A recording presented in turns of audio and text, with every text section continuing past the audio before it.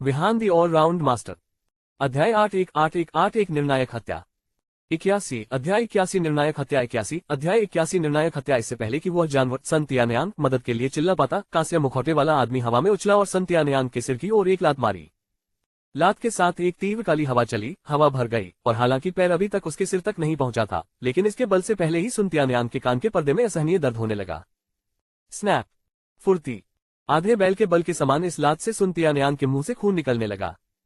उसका शरीर कटी हुई पतंग की तरह उड़कर दीवार से जोर से टकराया।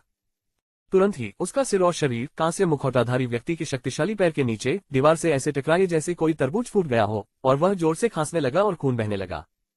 और अनुप्रीता भी कांस्य मुखौटे वाले आदमी की लात से डर गया। हालांकि अनुप्रीता ने दुनिया का बहुत कुछ देखा था, लेकिन उसने ऐसा क्रूर व्यक्ति कभी नहीं देखा था। यह देखते ही उसकी आंखें चौड़ी हो गईं और उसका चेहरा पीला पड़ गया। कांसे के मुखौटे वाले व्यक्ति की आंखें खूनी ब्लेड जैसी थीं, और उसके शरीर से निकलने वाली काली आभा देखकर किसी को भी डर लग जाता था। आप इस समय अनुप्रीता के पास शब्द नहीं थे। वह हकलाते हुए यह नहीं समझ पा रहे थे कि क्या कहें, और कांस्य मुखौटे वाले आदमी के बारे में फैली अफवाहों को याद कर रहे थे।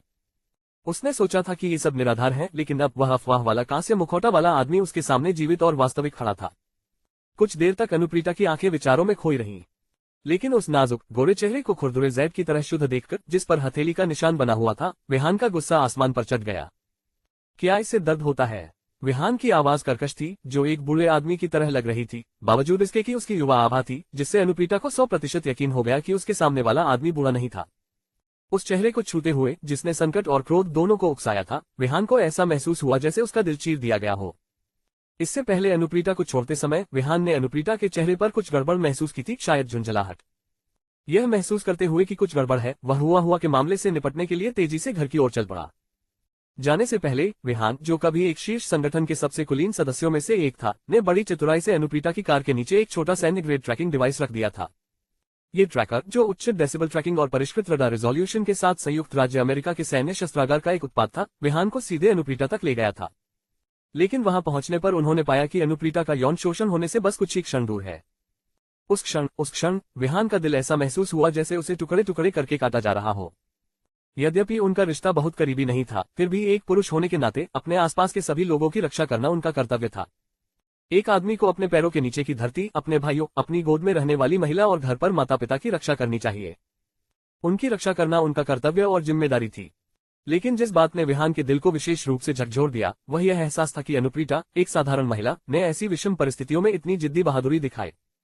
यहाँ तक कि एक कठोर व्यक्ति, जो नशे की हालत में हो और खतरों से घिरा हो, तथा मृत्यु तक शांत और अडिग रहने का संकल्प रखता हो, इस दुनिया में दुर्लभ होगा, विशेषकर अनुप्रीता जैसी महिला के लिए। ऐसा प्रतीत होता था कि यह महिला बाहरी रूप से जितनी कमजोर दिखती थी, उससे कहीं अधिक कमजोर थी। वह कांसे का मुखौटा पहने आदमी कौन है? उसी क्षण अनुप्रीता कांस्य मुखौटे वाले व्यक्ति के द्वारा पूरी तरह से वश में कर लिया गया। ऐसी खतरनाक परिस्थितियों में उसे किसी ऐसे व्यक्ति ने बचाया जिससे वह पहले कभी नहीं मिली थी। यद्यपि वह अपने रिश्तेदारों, मित्रों, परिवार, बहनों और प्रेमियों से घिरी हुई थी, तथापि जब उसके जीवन को खतरा था, तब वही था जो उसे बचाने आया। बात मत करो, बस अच्छी नींद लो, सब कुछ बीत जाएगा, विहान ने कर्कश आवाज में कहा, लेकिन एक दृढ़ स्वर के साथ जो बहुत आश्वस्त करने वाला था। स्नैप! विहान ने अनुप्रीता के ब्रेनशू एक्यू पॉइंट पर एक बिंदु को छुआ और एक पल में वह बिना किसी आवाज के बेहोश हो गई।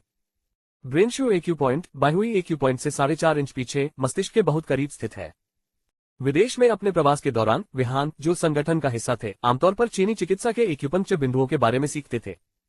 क्योंकि हुआक्सिया की पारंपरिक चीनी चिकित्सा इतनी गहन और विशाल थी कि मृतकों को पुनर्जीवित करने में सक्षम उन्नत चिकित्सा विज्ञान के इस युग में भी आधुनिक चिकित्सा अभी भी पारंपरिक चीनी चिकित्सा के रहस्यों को उजागर नहीं कर सकती है। मानव शरीर में 36 महत्वपूर्ण एक्यू पॉइंट हैं और इनमें से 11 ऐसे हैं जिनके सक्रिय होने पर चेतना नष्ट हो जाती है। आप कौन है? कोई मदद करो। मदद करना। मृत्यु के भय से प्रेरित होकर सुनतियानयांग अपने शरीर के दर्द को पूरी तरह से भूल गया था और मदद के लिए पागलों की तरह चिल्ला रहा था। लेकिन उस समय विहान की तीखी, रक्तपिपासु निगाहें सूर्य तियानयांग पर टिकी हुई थीं, मानो वह स्वयं एक कठोर रिपा हो। एक महिला के खिलाफ इतना नीचे गिरना। यह आदमी मौत से भी ज्यादा का हकदार था। वर्षों से दबा हुआ गुस्सा ज्वालामुखी की तरह फूट पड़ा जब विहान की खतरनाक आभा कमरे में फैल गई। जैसे ही 2 अंगरक्षक दौड़कर अंदर पहुंचे, उन्होंने पाया कि विहान पहले ही गायब हो चुका था। जब वे पीछे मुड़े तो उन्हें मौत जैसी खामोशी से भरी 2 आंखें घूरती नजर आईं। उसकी आंखों के भाव से दोनों अंगरक्षकों को मौत की आहट का आभास हो गया था। वे आंखें वास्तव में सबसे अधिक डरावनी और भयावह रूप से रक्तरंजित थीं जो उन्होंने अपने जीवन में कभी देखी थी। यहाँ तक कि मृत्यु से पहले अंतिम क्षण में भी वे उस निगाह की भयावह शीतलता को नहीं भूल सके। दरार। विहान ने अपने हाथ उठाए और दोनों की गर्दन पकड़ ली, उसकी कलाई की ताकत बढ़ गई और एक झटके के साथ वे आंखें जिन्हें वे कभी नहीं भूल पाएंगे धीरे धीरे उनकी दृष्टि से ओझल हो गईं। ये सब देखकर सुन तियानयान पहले से ही बुरी तरह डर गया था। शारीरिक दर्द को सहन करते हुए उसने बाहर भागने की कोशिश की, लेकिन विहान ने अपनी भूतिया गति के साथ जल्दी से उसे पकड़ लिया। अपने सामने उस राक्षस का सामना करते हुए जिसने बिना पलक झपकाए हत्या कर दी, न केवल सन तियानयान का चेहरा राख जैसा हो गया, बल्कि उसके पैर भी अनियंत्रित रूप से कांपने लगे और उसकी अभिव्यक्ति उदासीन हो गई। उसके माथे से बारिश की तरह ठंडा पसीना बहने लगा। दौड़ने की सोच रहे हो? विहान की आवाज भारी थी, उसकी ठंडी और तीखी आंखें 12वें चंद्रमास में जमी बर्फ की तरह सुन तियानयान के चेहरे पर केंद्रित थीं। कौन? आप कौन है? सुन तियानयान को पता था कि उसके पास बचने का कोई मौका नहीं है, इसलिए उसने अपनी हिम्मत जुटाई और कांपते हुए बोला, क्या ये वही हाथ था जिसने उसे मारा था? विहान के ठंडे स्वर में कोई भावना नहीं थी। विहान की बर्फीली पैनी निगाहों से घिरे सुन तियानयान हकलाते हुए अपने दिल में डर को दबाने की कोशिश करते हुए बोला, मैं। उफ! आह! खून बिखरा हुआ। चीखें उठती और गिरती रहीं। विहान ने मेज से एक खाने का चाकू निकाला और बिना कुछ कहे उसे अपनी दाहिनी हथेली में जोर से घुसा दिया, जिससे उसका कांस्य मुखौटा तुरंत ताजा खून से भर गया। कमरे में गूंजती चीखें सुअर के वध जैसी लग रही थी तथा सुन तियानयान का चेहरा विकृत रूप से मुड़ गया था। उसके बोलने का इंतजार किए बिना विहान ने चाकू निकाला और उसके कान की ओर एक और वार किया। आह! मदद करना! विहान ने एक जीवित कान को बेरहमी से काट दिया। उसका चेहरा स्थिर जल की तरह शांत था तथा उसका व्यवहार उदासीन था। अचानक अपना दाहिना पैर उठाकर उसने सन तियानयान की कमर में लात मार दी, जबकि उसका ध्यान भंग हो गया था। उस आदमी को मौके पर ही जमीन पर गिरा दिया गया। विहान के लात से उसका अंडव्य सीधे उड़ गया, टुकड़े टुकड़े हो गया, मांस के टुकड़े और अवशेष उसकी पतलून के अंदर बिखर गए। कागज की तरह पीला पड़ा सुन तियानयान का चेहरा अब गहरे लाल रंग में बदल गया था। वह जमीन पर पड़ा था, दर्द से चिल्ला भी नहीं पा रहा था। वह लगातार जमीन पर लौटता रहा। पीड़ा में वह जोर जोर से चीखा, लेकिन विहान अविचल रहा। उसने चाकू और कांटा हाथ में लिया और सुन तियानयान के अंगों में छेदकर उसे दीवार से जड़ दिया। इस शारीरिक और मानसिक पीड़ा के कारण कई बार सन तियानयान बेहोश हो जाता था, लेकिन वह हमेशा दर्द से जाग जाता था। विहान का उसे इतनी आसानी से छोड़ देने का कोई इरादा नहीं था। वह उसे धीरे धीरे मौत के घाट उतार देगा। यदि विहान को किसी को सचमुच पीड़ा देनी हो तो वह निश्चित रूप से 1000 तरीके ढूंढ सकता है, जिससे वह व्यक्ति न तो जीवित रह सकेगा और न ही मर सकेगा। सन तियानयान जैसे षड्यंत्रकारी और चालाक व्यक्ति के लिए विहान को तब तक चैन नहीं मिलेगा जब तक कि वह मर न जाए। वह एक दृढ़ और कुशल व्यक्ति थे, अपने कार्यों में कभी लापरवाही नहीं बरतते थे, अपने भविष्य के लिए किसी भी खतरे को वह पूरी तरह से खत्म करने में विश्वास करते थे। वह अपनी हत्या में निर्दयी था, अपने पीछे कोई संभावित खतरा नहीं छोड़ रहा था। अध्याय 82 में घर कब गया? जब अनुप्रीता जागा तो अगली सुबह हो चुकी थी। ये कहाँ है? मैं। अनुप्रीता को अपने चेहरे पर जलन महसूस हुई और जैसे ही उसने उसे छुआ, दर्द के कारण उसकी आंखों से आंसू निकलने लगे। ओह बॉस, आप इतनी जल्दी उठ गए। विहान, जो अभी अभी शौचालय से बाहर आया था, मुस्कुराते हुए उसके पास आया। आप? मैं। अनुप्रीता ने अपनी आंखें सिकोड़ लीं। उसका सिर अभी भी दर्द कर रहा था और वह ये नहीं बता पा रही थी कि क्या हुआ था। उसे स्पष्ट रूप से याद है कि कल रात कांस्य मुखौटा पहने व्यक्ति ने उसे बचाया था, तो अब वह अपने विला में कैसे पहुंची? इससे भी अधिक क्रोधित करने वाली बात यह थी कि सुबह सुबह सबसे पहले उस घृणित चेहरे को देखना पड़ा, और सबसे बड़ी बात यह थी कि वह बहुत आत्मसंतुष्ट होकर मुस्कुरा रहा था। आह! चचेरा भाई, तुम कब वापस आए? कल रात तुम अपने कमरे में सोने क्यों नहीं गए? तुम सोफे पर क्यों सोए? हुआ बुकी, जो अभी अभी जागी थी, एक धुन गुनगुनाते हुए अपने कमरे से बाहर निकली। उसने पाया कि उसकी चचेरी बहन कल रात वापस नहीं आई थी, और वह उसे बुलाने ही वाली थी कि उसने अनुप्रीता को सोफे पर पड़ा हुआ पाया। क्या ऐसा हो सकता है कि उसकी चचेरी बहन को सोफे से प्यार हो गया हो और अब उसे बिस्तर पर सोना पसंद नहीं है? कैसे? मैं कल रात कैसे वापस आ गया? अनुप्रीता ने अपना सिर हिलाया, उसे अभी भी चक्कर आ रहा था। मुझे नहीं पता। मैं कल रात गहरी नींद में सो रही थी और मुझे कुछ भी पता नहीं चला। लड़की ने अपने प्यारे होंठ फुलाए और विहान पर चिल्लाई, तुम जानवर हो। कल रात आप कब सोए? क्या तुम्हें पता है कि चचेरा भाई कब वापस आया? उफ! ये लड़की मुझे हर बार इसमें क्यों घसीटती है? क्या पिछले जन्म में हमारे बीच कोई अनसुलझा द्वेष था? मुझे कैसे पता होगा? बॉस ने कहा कि वह कल रात एक ग्राहक से मिलने जा रही थी और उसने मुझे बीच रास्ते में ही छोड़ दिया, जिससे मुझे वापस आने के लिए काफी दूर तक पैदल चलना पड़ा। मैं इतनी थकी हुई थी कि मुश्किल से सांस ले पा रही थी, और मुझे तुम्हारी देखभाल भी करनी पड़ी, किसी उच्च पुजारिन की तरह। भगवान ही जाने कि बॉस कब वापस आया। विहान सिगरेट मुंह में दबाए सोफे पर लेट गया, इतना आलसी कि वह इसमें शामिल होने के लिए तैयार नहीं था, और ऐसा लग रहा था मानो कह रहा हो, यह मेरा काम नहीं है। हालांकि वह जितना अधिक लापरवाह व्यवहार करता था, अनुप्रीता उतना ही अधिक उलझन में पड़ जाता था। क्या ये सचमुच वह कांस्य मुखौटा वाला आदमी था जो मुझे कल रात वापस लाया था? कांस्य मुखौटे वाले आदमी के बारे में सोचते ही अनुप्रीता का दिल धड़कने लगा। क्या सचमुच दुनिया में ऐसे अजीब लोग हो सकते हैं? चचेरे भाई, तुम्हारा चेहरा नीला क्यों पड़ रहा है? तभी जैसे ही हुआ बुकी ने अपना छोटा सा माथा खुजलाया और अनुप्रीता के सामने बैठ गई, वह अपने चचेरे भाई का चेहरा आधा नीला देखकर चौंक गई। यह अनुप्रीता ने अपना चेहरा छुआ और जल्दी से शौचालय की ओर भागी। जब उसने आईने में अपने गुलाबी गालों पर नीला निशान देखा तो उसे और भी यकीन हो गया कि यह वही कांस्य मुखौटा वाला आदमी था जिसने उसे कल रात बचाया था। उसे स्पष्ट रूप से याद था कि सुन तियानयांग ने उसके साथ जबरदस्ती करने की कोशिश की थी, लेकिन निर्णायक क्षण में कांस्य मुखौटा वाला आदमी प्रकट हुआ। इस डर से कि कहीं वह खून खराबे से परेशान न हो जाए, उसने उसे बेहोश कर दिया। उसे कोई जानकारी नहीं थी कि उसके बाद सुन तियानयांग के साथ क्या हुआ, और यह भी पता नहीं कि कांस्य मुखौटे वाले आदमी का क्या हुआ। लेकिन एक बात तो तय थी, विहान ने सुन तियानयांग और समुद्र तटीय विला में रहने वाले सभी लोगों को मार डाला था और कोई निशान भी नहीं छोड़ा था। जब हत्या और सबूत मिटाने की बात आई तो जीफे के पास सुन तियानयांग को गायब करने के हजारों तरीके थे, बिना किसी को पता चले। वह मुझे कब वापस लाया? मुझे कुछ भी ध्यान क्यों नहीं आया? और विला में किसी ने इस पर ध्यान क्यों नहीं दिया? अनुप्रीता ने अपने प्रतिबिंब को शून्य दृष्टि से देखा, लेकिन हर बार जब उसे कांस्य मुखौटे वाले व्यक्ति के शरीर से आने वाली हल्की तंबाकू की गंध याद आती तो उसे यह अजीब तरह से परिचित लगती। विशेषकर उस आदमी की आवाज जो चुंबकीय थी। यद्यपि वह वृद्ध लग रही थी, पर उसमें अनुभव का भार था। अनुप्रीता जैसी कद काठी वाली महिला के लिए शायद केवल कांस्य मुखौटे वाले व्यक्ति जैसा ही कोई व्यक्ति ही उसका सच्चा मुकाबला कर सकता था। अनुप्रीता ने और अधिक सोचा और उसके दिल में ठंडक महसूस हुई। सोचिए कि दुनिया में ऐसे असाधारण लोग भी हो सकते हैं। हालांकि इस घटना के बाद ऐसा लगा कि अनुप्रीता अभी भी व्यापार जगत के लिए बहुत नई थी। विदेशों में वर्षों तक संघर्ष करने के बावजूद उन्होंने देश लौटने के बाद अपनी सारी ऊर्जा बाजार पर केंद्रित कर दी थी। लेकिन जैसा कि कहावत है, अक्सर नदी के किनारे चलते हुए आपके जूते गीले होने से बच नहीं सकते। वास्तविक व्यापार जगत केवल व्यापार करने जितना सरल नहीं था। तुम जानवर, क्या तुमने मेरे चचेरे भाई के चेहरे पर कुछ भी गलत नहीं देखा? क्या तुम्हें पता है कि वह कल रात कितने बजे वापस आई थी? हुआ बुकी ने अपना प्यारा सिर झुकाते हुए पूछा। मुझे पता है। क्या तुम अब भी उस शर्त का सम्मान करते हो जो तुम कल मुझसे हार गए थे? इसके बारे में क्या ख्याल है? यहीं अभी 2 टुकड़े प्रस्तुत करो और देखते हैं कि तुम्हारी पतली कमर कैसे मुड़ती है। लिन जिफेंग ने दूधिया मूंछों के साथ हुआ बुकी की ओर मुस्कुराते हुए कहा। अपने चेहरे पर नृत्य करो। हम्फ। विहान को फिर से शर्त का जिक्र करते हुए सुनकर लड़की ने एक शब्द भी नहीं कहा और गुस्से में अपना सिर ऊंचा करके अपने कमरे में वापस चली गई। लानत है। ऐसा लगता है कि बड़े स्तनों वाला मतलब बुद्धिहीन वाला तर्क इस युग में भी काम करता है। छोटी छाती वाली लड़कियां वास्तव में अधिक बुद्धिमान होती हैं। विहान ने मन ही मन उस लड़की की बेशर्मी को कोसा। वह उससे भी ज्यादा बेशर्म थी, ये देखकर कि कल की शर्त एक धोखा थी। थोड़ी देर बाद अनुप्रीता ने बाथरूम में हल्का मेकअप किया, ऐसा मेकअप जो आमतौर पर हुआ बुकी द्वारा किसी कार्यक्रम में किया जाता था। अनुप्रीता ने पहले कभी मेकअप का इस्तेमाल नहीं किया था। आज उसके पास अपना चेहरा थोड़ा ढकने के अलावा कोई विकल्प नहीं था। यो बॉस, आज आप इतने सजे धजे क्यों हैं? अनुप्रीता को भौहें चढ़ाते हुए बाहर आते देख विहान जल्दी से उसे चिढ़ाना नहीं भूला।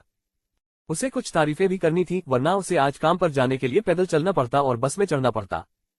विहान, क्या मैं आपसे कुछ पूछ सकता हूँ? उद्धरण चिन्ह प्रश्नवाचक चिन्ह उद्धरण चिन्ह। विहान हैरान रह गया और सोचने लगा कि अनुप्रीता का क्या मतलब था। वह कल रात से उसकी पहचान का अनुमान नहीं लगा सकी थी, है ना? बकवास। विहान को अपने दिल में ठंडक महसूस हुई। उसे थोड़ा डर लगा कि अनुप्रीता ने कल रात की हर बात जान ली है। यदि ऐसा होता तो उसके अंदर का छोटा सा रहस्य सचमुच खत्म हो जाता। क्या है? विहान ने उसकी ओर देखा। वह अपने मन में पहले से ही उसे बाद में टालने के लिए तरह तरह के मनगढ़ंत बहाने बना रहा था। क्या आप अपनी वर्तमान नौकरी से संतुष्ट हैं? अनुप्रीता ने पूछा। ये ठीक है, विहान ने मना नहीं करते हुए सिर हिलाया। क्या आप रातों रात प्रसिद्धि पाना चाहते हैं? अनुप्रीता उसके जवाब से बहुत खुश हुई। उसने सिर हिलाया और मुस्कुराते हुए उसकी ओर देखा। वह पहले ही उसके मनोविज्ञान को पूरी तरह समझ चुकी थी। वह निश्चित रूप से उसके प्रश्नों का उत्तर देना जारी रखेगा। बिल्कुल, विहान ने गंभीरता से सिर हिलाया और कहा, कौन प्रसिद्धि नहीं पाना चाहता? अब विहान और भी अधिक उलझन में थी। उसे समझ नहीं आ रहा था कि वह वास्तव में क्या पूछना चाहती थी।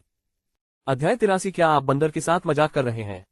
ठीक है, तो आप ऊंची उड़ान भरना चाहते हैं और दूसरों से श्रेष्ठ बनना चाहते हैं? अनुप्रीता ने रहस्य भरी आवाज में कहा।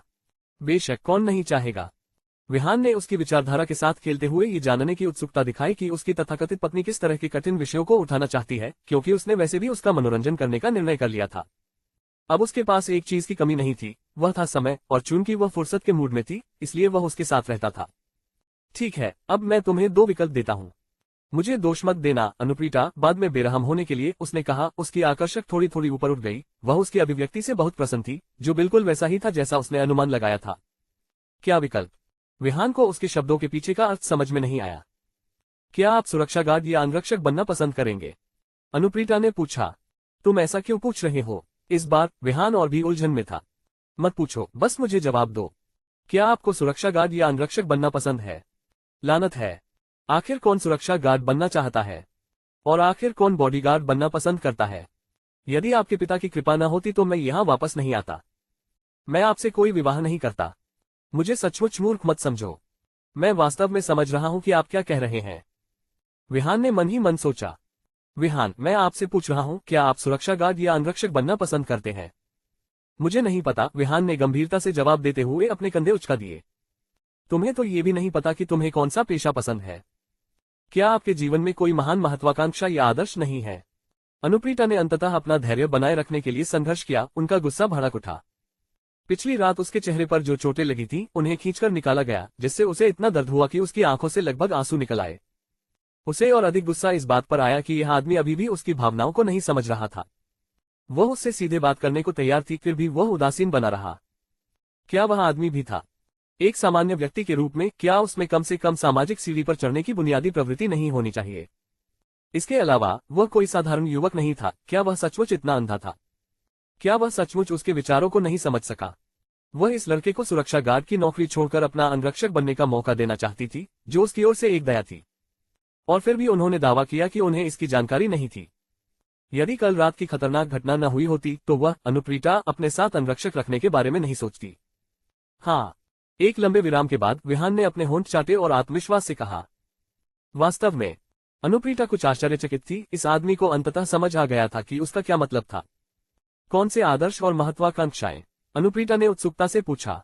वो मन ही मन खुश हुई, क्योंकि उसे पता था कि उसने चारा खा लिया है। यदि भविष्य में वह सचमुच उसका अंगरक्षक बन जाए तो यह अधिक सुविधाजनक होगा। सार्वजनिक और निजी दोनों ही रूपों में उन्हें अंगरक्षक कहना स्वीकार्य है। आप ऐसा तो नहीं कर सकते कि लोग पूछे और आप जवाब दें कि वह एक सुरक्षा गार्ड है न?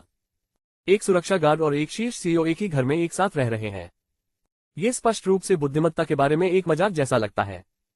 अपनी पत्नी से प्यार करना, अपनी पत्नी की पूजा करना, अपनी पत्नी से शादी करना और फिर एक बड़ा गोल मटोल छोटा लड़का होना, साथ रहना और साथ आना जाना। मैं पहले से ही इससे काफी संतुष्ट हूँ। इसके अलावा यदि हमारा काम समाप्त हो जाए और हमारे पास करने के लिए कुछ न हो तो हम दोनों अपने अपने बच्चों को साथ लेकर खरीदारी के लिए बाहर जा सकते हैं, बाहर खाना खा सकते हैं या फिर खरीदारी के लिए भी निकल सकते हैं। संक्षेप में यही मेरा आदर्श और महत्वाकांक्षा है। विहान ने शुरू से अंत तक सब कुछ दोहराया। अनुप्रीता की स्तब्ध और भ्रमित निगाहों के सामने उसने कहा, पत्नी तुम क्या सोचती हो? तुम बस मर क्यों नहीं जाते? होश में आने के बाद अनुप्रीता उस पर पूरी तरह से क्रोधित हो गई। मरना? मैं क्यों मरूं? मैं केवल कुछ दशकों से ही जीवित हूं और अभी भी ऐसी बहुत सी चीजें हैं जिन्हें मैंने आजमाया नहीं है। प्रयास करना तो दूर की बात है। मेरे घर में आपकी जैसी सुंदर और योग्य सीईओ पत्नी है। जीवन इतना परिपूर्ण है तो इसका अंत मृत्यु में कैसे हो सकता है? इसके अलावा आप मुझे मरने कैसे दे सकते हैं? झटका देना। अगर तुमने मुझे फिर से अपनी पत्नी कहा तो ध्यान रखना, मैं इसे जाने नहीं दूंगी। उद्धरण चिन्ह। ओह ठीक है, जाने दो, जाने दो। आपको ऐसा न कहना बहुत आसान है, तो फिर इतना परेशान क्यों होना? इसके अलावा हमारे रिश्ते को देखते हुए आपको इन चीजों की परवाह नहीं करनी चाहिए। तुम सचमुच बहुत छोटी बात कर रहे हो। क्षुद्र। कौन तुम्हारे साथ बदतमीजी कर रहा है? ठीक है, ये सब मेरी गलती है, सब मेरी गलती है। खैर, जब हम बच्चे थे तब तुम मेरे पेशाब से खेल रहे थे। मुझे याद नहीं कि तुमने कोई छोटी मोटी हरकत की थी और तुमने मुझसे पूछा भी था कि यह किस लिए है। विहान, क्या तुम मौत मांग रहे हो? अनुप्रीता अंततः भड़क उठी। उसका चेहरा क्रोध से ठंडा हो गया, उसकी आंखें ठंडी चमक रही थी। वह शर्मिंदा और गुस्से से भरी हुई थी। वह ऐसी तुच्छ पुरानी कहानियों को विषय के रूप में सामने ला रहे थे। तुरंत विहान भी स्तब्ध रह गया। उसे मुंह भाव से घूरते हुए अवाक होकर बोला, क्या पत्नी तुम्हें शर्म आ रही है? मैं नहीं डरता। तुम किससे डरते हो? जब तुम मेरे छोटे से बच्चे के साथ खेल रहे थे तो तुम्हें शर्म नहीं आ रही थी? आप तुम। अनुप्रीता ने अपने दांत पीस लिए। विहान को गुस्से से घूरते हुए उसकी छाती उसके सामने हिंसक रूप से धड़क रही थी, फिर भी वह अपनी भावनाओं को व्यक्त करने में असमर्थ थी। विहान की ओर इशारा करते हुए उसके पास कहने के लिए शब्द नहीं थे। आखिर इस आदमी ने ऐसी बेशर्मी भरी चालें कहां से सीखी? पृथ्वी से आए एक मानव के रूप में यह अविश्वसनीय है कि वह महान महायान क्षेत्र तक पहुंचने के लिए कैसे बेशर्म हो सकता है। सचमुच यह एक अनोखा लड़ाकू विमान है। तुम लोग। तभी जैसा कि किस्मत में था, हुआ बुकी अपने कमरे से बाहर भागी, अचानक रुकी और हैरान होकर उसने धीरे से पूछा, तुम लोग क्या कर रहे हो? उसकी आवाज का स्वर कुछ हल्का था। हम कुछ नहीं कर रहे हैं। हे, अनुप्रीता के पास भी शब्द नहीं थे। उसका लाल चेहरा ऐसा लग रहा था जैसे उससे पानी टपकने वाला हो। उस समय विहान की आंखें चमक उठी और वो हंसते हुए बोला, मैं पक्षी दर्शन कर रहा हूँ। अभी अभी तुम्हारी चचेरी बहन मेरी चिड़िया देखना चाहती थी तो मैं उसे दिखाने ही वाला था। विहान। अनुप्रीता विस्फोट करने वाला था। क्या वह सचमुच ऐसे बेशर्म शब्द कह सकता है? क्या यह अभी भी मनुष्य है? पंछी देखना। आप कौन सा पक्षी देख रहे हैं? अरे जानवर, क्या तुमने कोई चिड़िया खरीदी है? हुआ बुकी विशेष रूप से मासूम थी तथा विशाल सूचना के युग में रहने के बावजूद उसने शुद्ध और दयालु हृदय बनाए रखा, जो वास्तव में एक दुर्लभ गुण है। ओह, इस बार विहान अवाक रह गया। ये देखकर कि हुआ को अभी तक कुछ समझ नहीं आया है, अनुप्रीता ने जल्दी से अपना पर्स उठाया और बाहर भाग गई। उसे डर था कि अगर वह और देर तक रुकी तो शर्मिंदगी से मर जाएगी। अनुप्रीता को जाते देख विहान ने जल्दी से अपनी पतलून ऊपर खींची और मुस्कुराते हुए कहा, हुआ क्या चल रहा है? हे जानवर, जल्दी से मुझे अपना पक्षी दिखाओ। मुझे देखने दो कि तुमने जो पक्षी खरीदा है वह मजेदार है या नहीं। मैं पहुंचता हूँ। हे भगवान। अध्याय 84। आप ऐसे नहीं खेलते हैं। ओह, ये आप वास्तव में इसे नहीं देख सकते। विहान ने अपनी पैंट ढक ली, इस डर से कि छोटी लड़की वास्तव में उसके पक्षी की जांच करने जा रही है। बिल्कुल नहीं, मैं तो बस इसे देखना चाहता हूँ कि तुम्हारा नया खरीदा हुआ पक्षी कैसा दिखता है। हुआ बुकी ने क्रोध का नाटक करते हुए अपने होंठ फुला लिए। हे, तुम्हें बाद में पता चल जाएगा। जब लड़कियां छोटी होती हैं तो उन्हें इससे डर लगता है, जब वे बड़ी होती हैं तो उन्हें इससे घृणा होती है, लेकिन एक निश्चित उम्र तक पहुंचने के बाद वे इसे और अधिक पसंद करने लगती हैं। वे चाहते हैं कि यह बड़ा हो जाए ताकि बाद में आपको समझ में आ जाए। ये कहने के बाद विहान अपने मुंह में सिगरेट दबाए जल्दी से बाहर चला गया। उसे डर था कि हुआ बुकी सचमुच उसकी पैंट देखने पर जोर देगा। जैसे ही विहान ने दरवाजा बंद किया, छोटी लड़की ने कमर पर हाथ रखकर गुस्से से डांटा, हम्फ, तुम जानवर हो। क्या आप सचमुच सोचते हैं कि हमेशा जवान और खूबसूरत लड़की को यह पता नहीं होगा? क्या आप अभी भी छिपकर देखने की कोशिश कर रहे हैं? अगर तुम तेज नहीं भागते तो देखना मैं तुम्हारी उस छोटी चिड़िया का गला नहीं घोंट देता। बोलने के बाद हुआ बुकी ने धीरे से खर्राटे लिए और अपने प्यारे छोटे सिर को दबाते हुए जल्दी से अपने कमरे की ओर चली गई। यह अच्छी बात थी कि विहान ने उसे यह नहीं दिखाया था। वह लंबे समय से जानती थी कि विहान घृणित है। चूंकि उसका चचेरा भाई वहां मौजूद था, इसलिए उसने अपने चचेरे भाई को शर्मिंदा करने के डर से ऐसा नाटक किया। अगर विहान ने सचमुच उसे दिखाने के लिए पक्षी को बाहर निकाला होता तो छोटी लड़की के गुस्से के साथ उसने निश्चित रूप से उस छोटी चिड़िया का गला घोंट दिया होता। क्या आप सचमुच सोचते हैं कि हुआ इतना भोला है? वह जानबूझकर प्यारी और मासूमियत से पेश आ रही थी। वह असली गुरु थी। चूंकि अनुप्रीता जल्दी में निकल गया था, इसलिए विहान उसका पीछा नहीं कर सका। इस व्यस्त झोंगहाई शहर में बस से यात्रा करना, विशेष रूप से सुबह के समय, वास्तव में एक कष्टदायक अनुभव था। ये पृथ्वी की मुख्य शिरा की तरह था। ततयो जैसी छोटी छोटी चींटियों का झुंड बस पर टूट पड़ा। लेकिन सौभाग्य से विहान बहुत भारी नहीं था, इसलिए रास्ते में वह अनिवार्य रूप से किसी सुंदर महिला की छाती को छू रहा था। अनुप्रीता के हालिया पुनर्गठन के तहत तियानयु समूह अब पहले की तुलना में स्पष्ट रूप से काफी बेहतर है। अब काम पर घड़ी पर टिक करने की कोई आवश्यकता नहीं है। विभिन्न व्यवसायों में प्रत्येक पद पर फिंगरप्रिंट पहचान उपकरण लगाए गए। फिंगरप्रिंट पहचान प्रणाली केवल तभी सक्रिय होती थी जब आप काम पर आते थे, और इतना ही नहीं बल्कि उपस्थिति संबंधी मामलों की जांच करने वाले पेशेवर भी मौजूद होते थे। झोंगहाई शहर में एक प्रसिद्ध समूह के रूप में यदि जमीनी स्तर पर ठोस स्थिति नहीं होती तो क्या ऊपरी स्तर पर कोई अच्छा स्तर होता? हर काम जमीन से शुरू करना होगा। यो भाई लिन, आज आप यहाँ क्यों हैं? भाई लिन, सुप्रभात। बड़े भाई लिन, अच्छा। बड़े भाई लिन, सुप्रभात। उद्धरण चिन्ह। कुछ दिनों तक उसे न देखने के कारण विहान सुरक्षा विभाग में लगभग एक सेलिब्रिटी बन गया था। काम पर पहुंचते ही उसे पता नहीं चला कि रास्ते में कितने लोगों ने उसका स्वागत किया। उनका उत्साह, उनका रवैया, वे व्यावहारिक रूप से विहान को एक पिता की तरह मानते थे। यहाँ तक कि सुरक्षा विभाग के कर्मचारियों ने भी विहान की बहुत प्रशंसा की। यदि उनकी उदारता न होती तो क्या कंपनी से मिलने वाले पुरस्कार और लाभ उनके सिर पर गिर सकते थे? यदि सुरक्षा कर्मचारियों के बीच उपलब्धियों का बंटवारा न होता तो क्या विहान अभी भी ईमानदारी से सुरक्षा में नहीं रह रहे होते? विहान की उदारता और धार्मिक भावना को देखते हुए अब पूरे सुरक्षा विभाग के कर्मचारी उन्हें बहुत सम्मान देते थे। यहाँ तक कि वह उग्र आदमी जिसे विहान ने पहले दिन धमकाया था, उसकी ओर प्रशंसापूर्वक सिर हिला रहा था। भाई लिन, आप यहाँ हैं।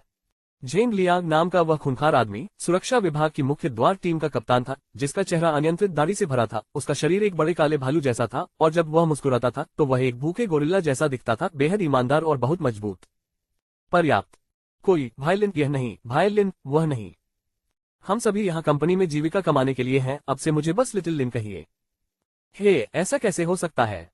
वायलिन, अब आप हमारे सुरक्षा कर्मचारियों के बीच प्रसिद्ध हो गए हैं। आपके बिना आज हमारा बोनस नहीं बढ़ता और हमारे लाभ में सुधार नहीं होता। अब हर कोई आपकी प्रशंसा करता है, झेंग लियांग ने सच्ची हंसी के साथ कहा, जिससे विहान काफी सहज हो गए। कम से कम उस आदमी फैन जियान जितना प्रभावित नहीं हुए। अच्छा, चूंकि आप मुझे इसी नाम से पुकारने पर जोर दे रहे हैं, तो जैसा आप चाहें वैसा कहिए। विहान ने एक सिगरेट निकाली और उसे दी। झेंग लियांग ने जल्दी से हंसते हुए स्वीकार कर लिया और कहा, पिछली बार के लिए क्षमा करें, वायलिन, और उसने विहान से सिगरेट ले ली। झेंग लियांग को कुछ शर्मिंदगी महसूस हुई। यदि विहान ने पहले दिन दया नहीं दिखाई होती तो उसका हाथ अक्षम हो जाता, ये बात वह अच्छी तरह से जानता था। विहान को इतना विनम्र देखकर अब उसके साथ घुलना मिलना आसान हो गया, वह भी बिना दिखावे के, जिससे झेंग लियांग की उसके प्रति धारणा में काफी सुधार हुआ। उन्होंने जल्दी से सिर हिलाया और झुककर उस पुरानी घटना का जिक्र किया। अचानक विहान खिलखिलाकर हंसा, झेंग लियांग के कंधे पर थपथपाया और मुस्कुराते हुए बोला, ये सब अतीत की बात है। आइए हम इस बात पर ध्यान केंद्रित करें कि हम अभी क्या कर रहे हैं। अब से हम सब भाई हैं। विहान के शब्द भले ही साधारण लग रहे हों, लेकिन उन्होंने झेंग लियांग को गहराई से प्रभावित किया, जो गेट पर एक छोटा सा सुरक्षा गार्ड था, या सीधे शब्दों में कहें तो एक प्रहरी था। झोंगहाई शहर जैसे भौतिक रूप से समृद्ध शहर में कितने लोग सुरक्षा गार्ड का सम्मान करते हैं। फिर भी अब विहान ने उसके साथ भाई जैसा व्यवहार किया। ऐसा कहा गया था कि विहान को अनुप्रीता द्वारा त्यान्यू समूह में लाया गया था। उसका दर्जा उससे कहीं अधिक ऊंचा होगा, फिर भी विहान ने बिल्कुल भी अहंकार नहीं दिखाया। इसके बजाय विहान ने सोचा, सुरक्षा गार्ड या निर्माण श्रमिक बनने के बारे में क्या ख्याल है। भले ही कोई व्यक्ति दुनिया में शीर्ष पर हो, क्या उसके पूर्वज निर्माण श्रमिक के रूप में नहीं आए थे? कौन स्वाभाविक रूप से एक नीच जीवन जीता है और कौन स्वाभाविक रूप से एक छोटे सम्राट या राजकुमार के रूप में पैदा होता है? नौकरियां किसी के वर्ग का निर्धारण नहीं करती, केवल उसका चरित्र ही उसका निर्धारण करता है। व्रूम। तभी कुछ ही दूरी से एक कार के इंजन की आवाज आई। एक चमकदार लाल रंग की BMW कूपे शहर के केंद्र से धीरे धीरे आती हुई दिखाई दी। कार में बैठी महिला के कंधे तक हल्के नीले रंग के बाल थे, वह सफेद प्रोफेशनल सूट पहने थी तथा उसने बड़े धूप के चश्मे पहन रखे थे। उनमें एक आकर्षक किंतु संक्षिप्त और सुरुचिपूर्ण आभा थी। सुरक्षाकर्मी, गेट खोलो। वह महिला परिपक्व और आकर्षक थी, विशेष रूप से उसके बड़े और भरे हुए स्तन, जो कूप की हल्की गड़गड़ाहट के नीचे दबंग रूप से हिल रहे थे। हे भगवान! महान एफ कप मांसपेशियां! विहान ने अपनी आंखों से धूप का चश्मा हटा दिया, जैसे कि उसने कुछ असाधारण दुर्लभ चीज खोज ली हो। वायलिन, क्या यह असली है? झेंग लियांग जिज्ञासा से अभिभूत होकर बस विभाग के मंत्री झाओ जुएमो को देखने के लिए जल्दी से झुके और उनकी गहरी आंखों ने निर्भीकता से उसकी छाती पर नजर डाली। उसने जानबूझकर गेट खोलने की प्रक्रिया को धीमा कर दिया ताकि वह उसकी छाती की मांसपेशियों पर एक बार फिर से नजर डाल सके। वायलिन, यह असंभव है। मैं चाहे जैसा भी दिखूं, मुझे विश्वास नहीं हो रहा कि कोई महान एफ कप है, झेंग लियांग ने सीधे तौर पर कहा, केवल जो उसने देखा उस पर विश्वास करते हुए, और जल्दी से उलझन में पूछा, आपको कुछ भी नहीं पता? क्या आपने उसे डी कप ब्रा पहने नहीं देखा? सफेद स्तन के मांस का विशाल विस्तार बाहर की ओर फैल रहा है, जिसका अर्थ है कि उसका वक्ष निश्चित रूप से डी कप से अधिक बड़ा है। विहान ने लापरवाही से समझाया। वाह वायलिन, आपकी आंखें बहुत तेज हैं। मैं करीब से देखे बिना इस बात पर ध्यान नहीं दे सकता था। ऐसा लगता है कि यह महिला ध्यान आकर्षित करने से बचने के लिए जानबूझकर अपनी छोटी छाती दिखाती है। विहान ने अवचेतन रूप से अपने मुंह को छुआ और सच कहा। उसने बड़े स्तनों वाली बहुत सी महिलाएं देखी थी, लेकिन उसने कभी एफ कप स्तन नहीं देखे थे, खासकर इतने उभरे हुए। और उसका शरीर विशेष रूप से शानदार था, उसमें किसी भी प्रकार का मोटापा या भद्दापन नहीं था, बल्कि हड्डियां थी, निश्चित रूप से एक शैतानी आकृति।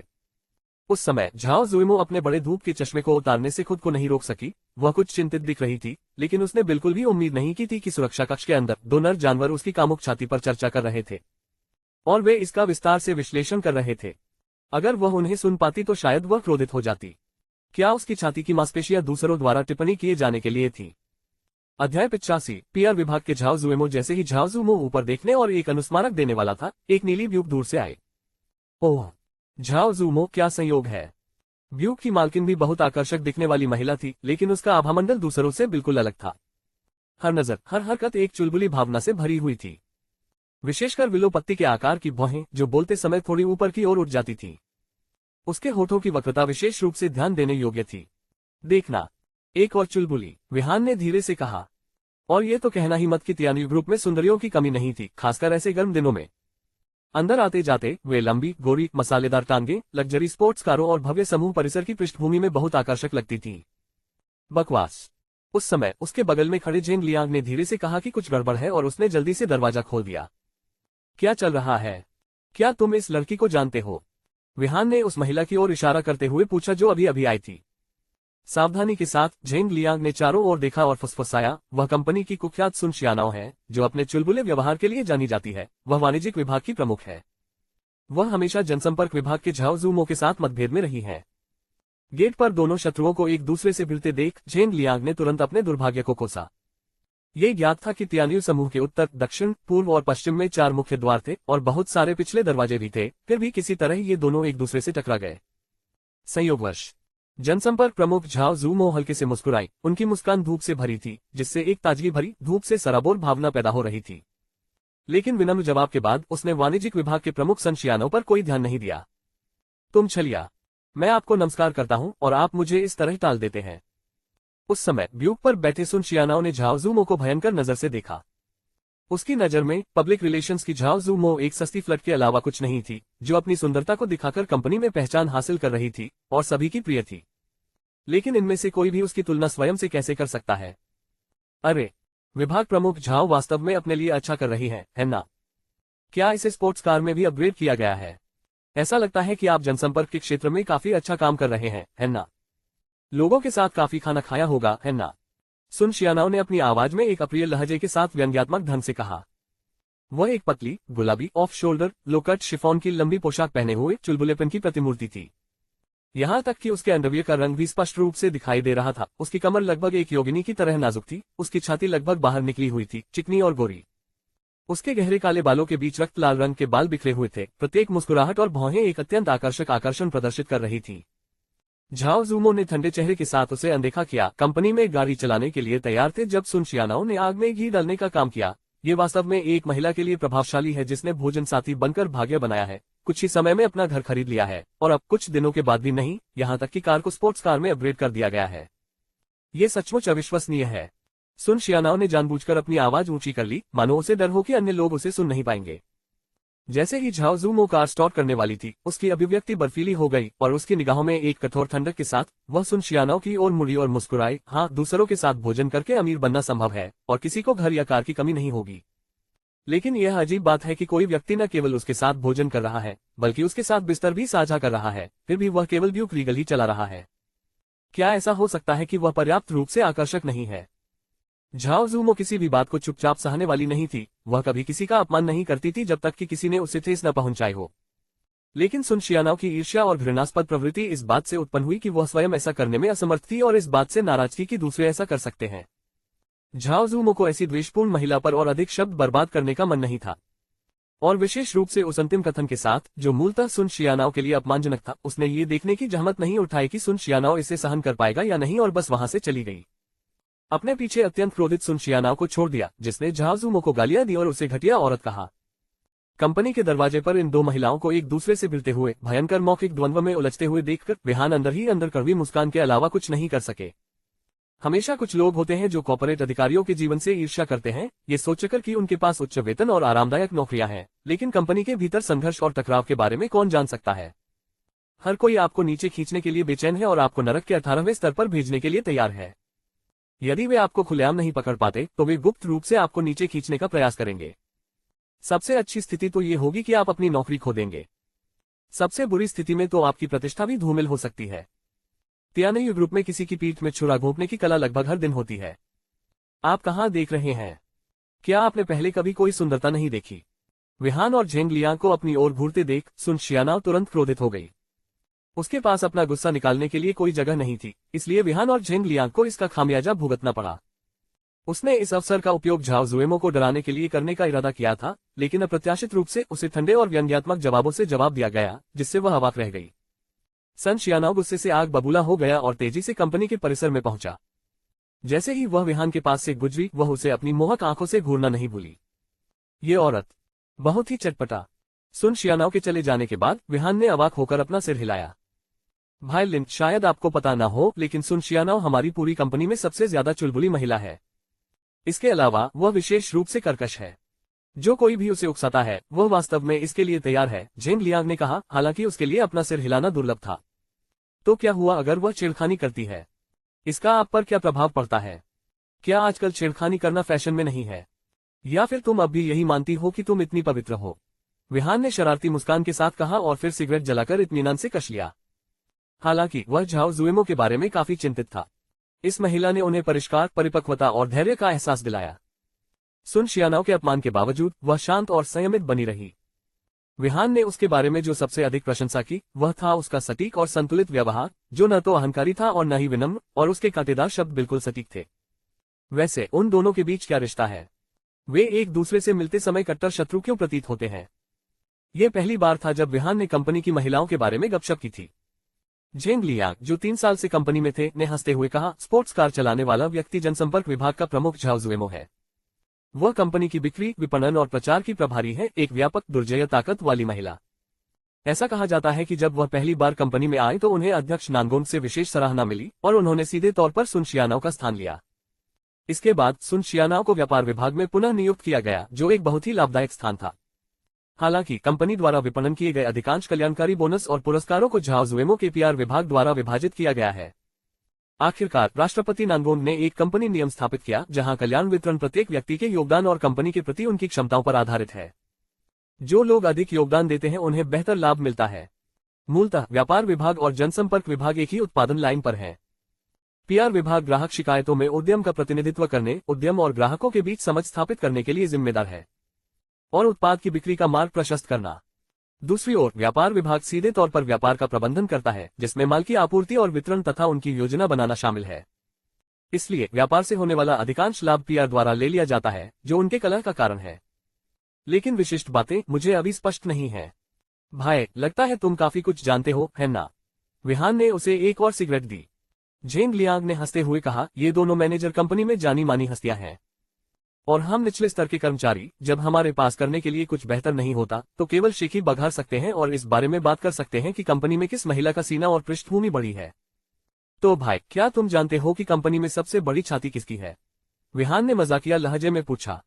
भाई लिन, मैं दूसरों के बारे में निश्चित होने की हिम्मत नहीं कर सकता, लेकिन मैंने सुना है कि सुन शियानाओ ने हमारी कंपनी के कई नेताओं के साथ संबंध बनाए हैं। हमारे सुरक्षा भाइयों के अनुसार सन शियानाओ ने हताशा में महिलाओं के शौचालय में नेताओं में से एक के साथ शौचालय प्रलोभन का खेल खेला और हमारे सुरक्षा भाइयों ने तो सबूत भी रखे, वीडियो भी बनाया।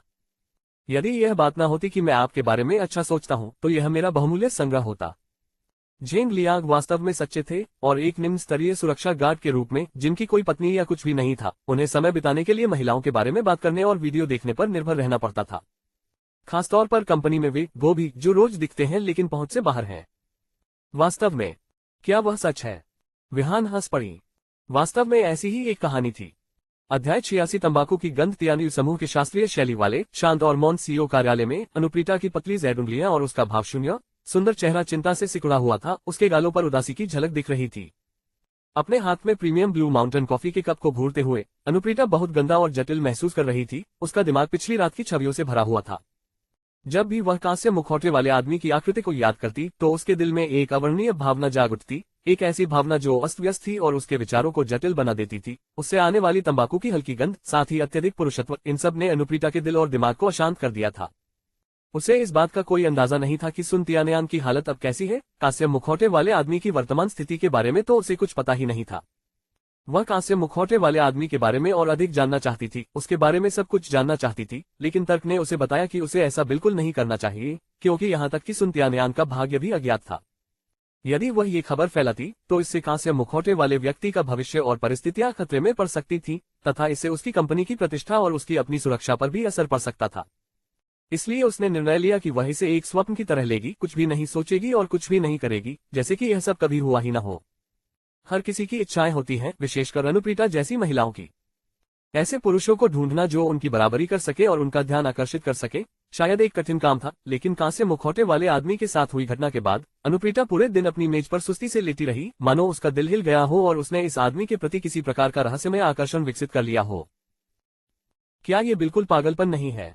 आवाज तो सुननी पड़े लेकिन व्यक्ति को न देखना पड़े, हर दिन आनंद लेने जैसा क्या है? सुरक्षा विभाग के भीतर विहान गालियां देते हुए और अपने होठों से सिगरेट लटकाते हुए बाहर चला गया। उसका रूप और आचरण कांस्य मुखौटे वाले व्यक्ति से बिल्कुल मेल नहीं खाता था। जेंग लियांग किस बारे में बात कर रहा था? सुरक्षाकर्मियों ने सुन शियानाओ को महिलाओं के कमरे में एक वरिष्ठ कार्यकारी के साथ भावुक मुठभेड़ करते हुए फुटेज में कैद कर लिया, लेकिन जब उन्होंने जांच की तो पता चला कि यह लानत है। उन्होंने इसे कैद कर लिया, ठीक है, लेकिन आप किसी को देखे बिना केवल आवाजें ही सुन सकते थे। वहां देखने लायक क्या था? ये तो हास्यास्पद था। पब फ्यूचर विज्ञापन। हे भाई लिन, ध्वनि सुन पाना पहले से ही बहुत अच्छा है। इसके अलावा जिस तरह से वह कामुक महिला कराहती है वह बहुत कामुक लगता है। बस सुनने मात्र से ही मैं उत्साहित हो जाता हूँ। क्या आपको नहीं लगता कि उसकी कराहें टीचर आओई को परेशान कर सकती है? जेन लियांग ने अपना भालू जैसा मुंह दिखाते हुए मुस्कुराया। वह जितना कामुक था उतना ही डरावना भी लग रहा था। एक निर्दोष महत्वहीन हारे हुए व्यक्ति का जीवन बस ऐसा ही है, एक हारे हुए व्यक्ति का जीवन जो अपने दो हाथों से टिका हुआ है। निस्संदेह हर किसी का अपना जीवन जीने का तरीका होता है, और जेन लियांग कोई अपवाद नहीं था। अच्छा, तुम्हारा स्वाद मुझसे अधिक कट्टर है। इसे भूल जाओ, मैं एक चक्कर लगाने जा रहा हूँ। आप यहाँ रुक सकते हैं और ऑडियो सुन सकते हैं, विहान ने कहा। वह अपनी अवाकता को बड़ी मुश्किल से छुपा पा रहे थे। साथ ही उसे उस पर दया भी आई, एक वयस्क व्यक्ति जो खाली वीडियो फीड देखकर और केवल ध्वनि सुनकर संतुष्ट था। भाई लिन, क्या आप मुझे एक दो बातें सिखा सकते हैं? उन्होंने विनती करते हुए कहा। महिलाओं के साथ मेरा व्यवहार बहुत खराब है, लड़कियों के सामने मेरी बोलती बंद हो जाती है। देखो तुम्हारी महत्वाकांक्षा में कितनी कमी है। तुम इतने लंबे समय से मेरे साथ रह रहे हो और अभी तक कोई लड़की नहीं पटा पाए हो। तभी जिया झेंजिन पता नहीं कहां से मुंह में सिगरेट दबाए और बेफिक्री से झुके हुए अचानक आ गया। उनकी अभिव्यक्ति उतनी ही अश्लील थी जितनी कि वे आते हैं। पब फ्यूचर द्वारा विज्ञापन। पब फ्यूचर विज्ञापन। भाई जिया, आप यहाँ हैं, विहान ने हल्के से ठहाके लगाते हुए कहा। वह अच्छी तरह से जानता था कि जिया झेंजिन तियान्यू समूह के सुरक्षा विभाग में अजीबोगरीब लोगों में से एक थी। हालांकि वह कुछ हद तक भ्रष्ट था, लेकिन वास्तव में वह काफी वफादार था। यही वजह थी कि विहान ने सबसे पहले उससे दोस्ती की। लेकिन सुरक्षा विभाग में उनकी छवि इतनी शानदार नहीं थी। यह आदमी तियान्यू ग्रुप में बेहद घटिया और विशेष रूप से कामुक था।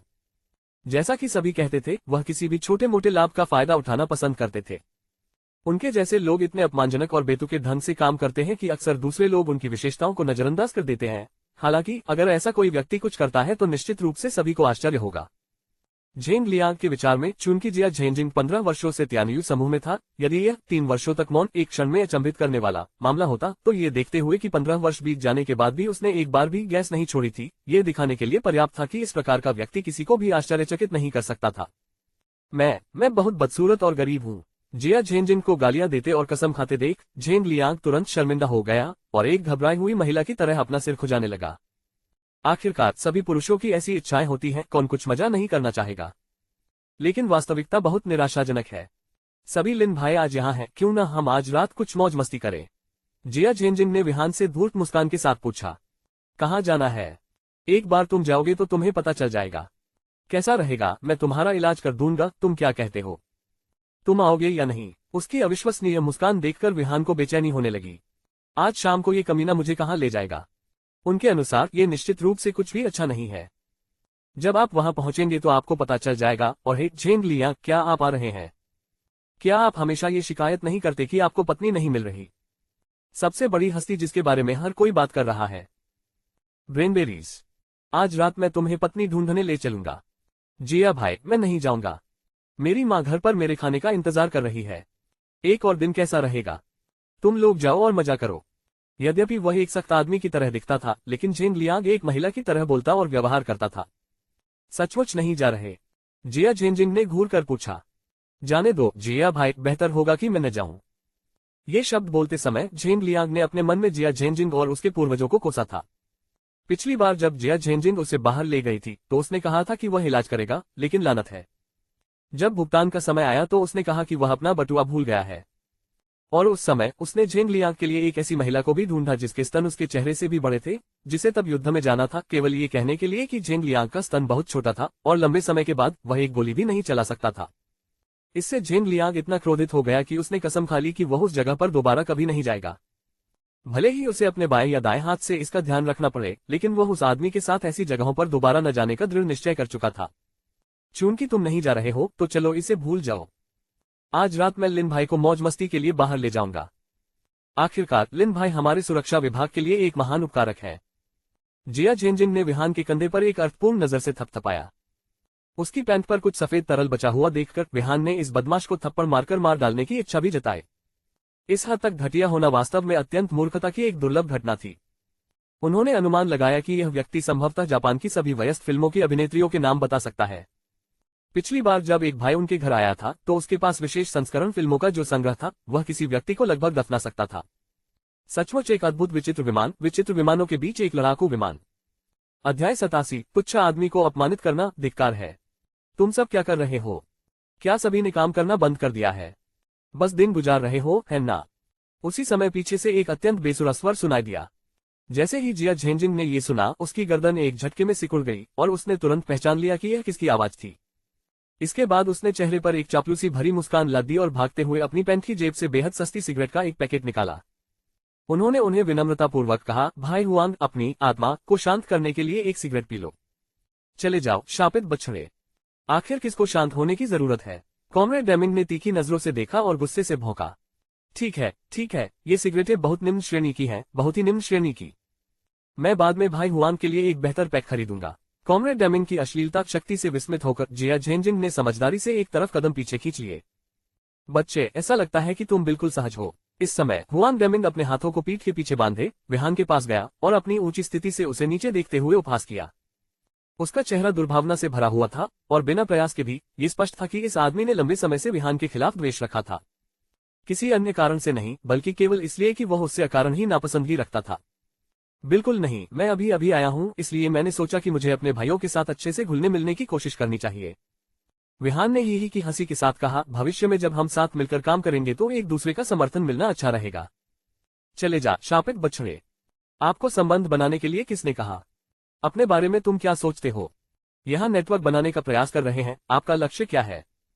एक संगठन बनाने के लिए। हुआंग डेमिंग ने अचानक उसे डांटा, उसके स्वर में व्यंग्य झलक रहा था। उसकी मनोदशा उस व्यक्ति जैसी थी जिसने एक वृद्ध बच्चे को निगल लिया हो और जो अपनी हताशा को बाहर निकालने का कोई रास्ता नहीं ढूंढ पा रहा हो। इसलिए उसने विहान पर अपना सारा गुस्सा निकाल दिया, इस तथ्य को नजरअंदाज करते हुए कि उसे अपनी कमियों पर गौर करना चाहिए। सचमुच वह क्या खेल रहा था? भाई हुआंग, ऐसे मत बनो। छोटे जिफेग ने कोई संगठन स्थापित नहीं किया और यह इतना गंभीर भी नहीं है। शांत हो जाएं। छोटे जिफेग, जल्दी करो और भाई हुआंग से माफी मांगो, मान लो कि तुम गलत थे। एक तेज नजर से जिया झेंजिंग ने जल्दी से आगे बढ़कर बात को सुलझाया। ओह, आप मेरे बारे में इस तरह से बात करते हैं, टीम लीडर हुआंग, ऐसा लगता है कि आप मुझसे काफी असंतुष्ट हैं। विहान ने बेशर्मी से कहा। पहले थोड़ा गुस्सा आया था और इस बेवकूफ को मुक्का मारना चाहता था, लेकिन आखिरकार उसने खुद को रोक लिया। इस पागल कुत्ते से लड़ने की कोई जरूरत नहीं थी। तुम क्या हो? हुआंग डेमिंग को गालियां देने की आदत बढ़ती जा रही थी। ठीक है, बिल्कुल। मैं निश्चित रूप से कुछ खास नहीं हूं, लेकिन मैं भाई हुआंग से पूछना चाहता हूं कि आप खुद को क्या समझते हैं? विहान ने धूप और चमक के साथ मुस्कुराया। बेशक, अगर भाई हुआंग खुद को कुछ खास मानते हैं तो मुझे कुछ नहीं कहना है। आप क्या कहा आपने?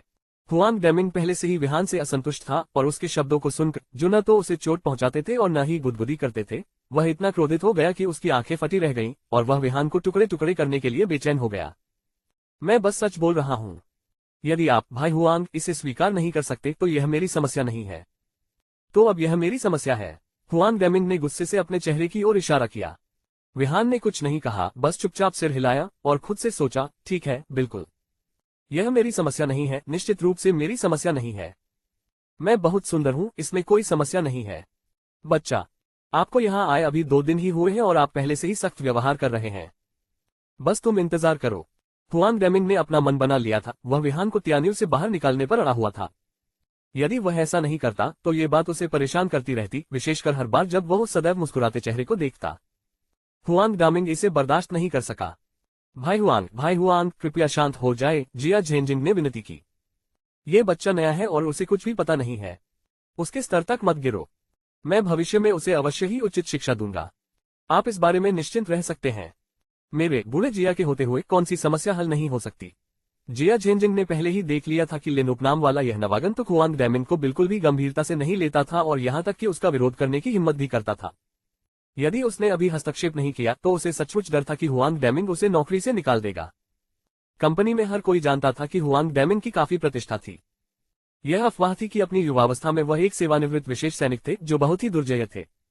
न केवल उनके कौशल प्रभावशाली थे, बल्कि कई उच्च स्तरीय अधिकारियों ने उन्हें निजी अंगरक्षक के रूप में भर्ती करने की कोशिश की थी तथा उन्हें उच्च वेतन की पेशकश भी की थी। फिर भी उन्होंने बहुत से लोगों को सीधे तौर पर मना कर दिया। किसी को नहीं पता था कि क्यों, लेकिन वह वास्तव में तियानियों में सुरक्षा प्रमुख के रूप में शामिल हो गए, जो सभी के लिए काफी आश्चर्यजनक था। क्या तुम्हें कुछ बेहतर नहीं पता? हम्फ, मुझे लगता है कि उसे नहीं पता कि कैसे व्यवहार करना है, हुआंग डेमिंग ने मन ही मन बार बार उपहास किया। ये बच्चा बहुत घमंडी था, अपनी जवानी पर भरोसा करता था। किसी दिन मैं, हुआन डैमिंग, तुम्हें अवश्य तुम्हारी जगह पर खड़ा कर दूंगा।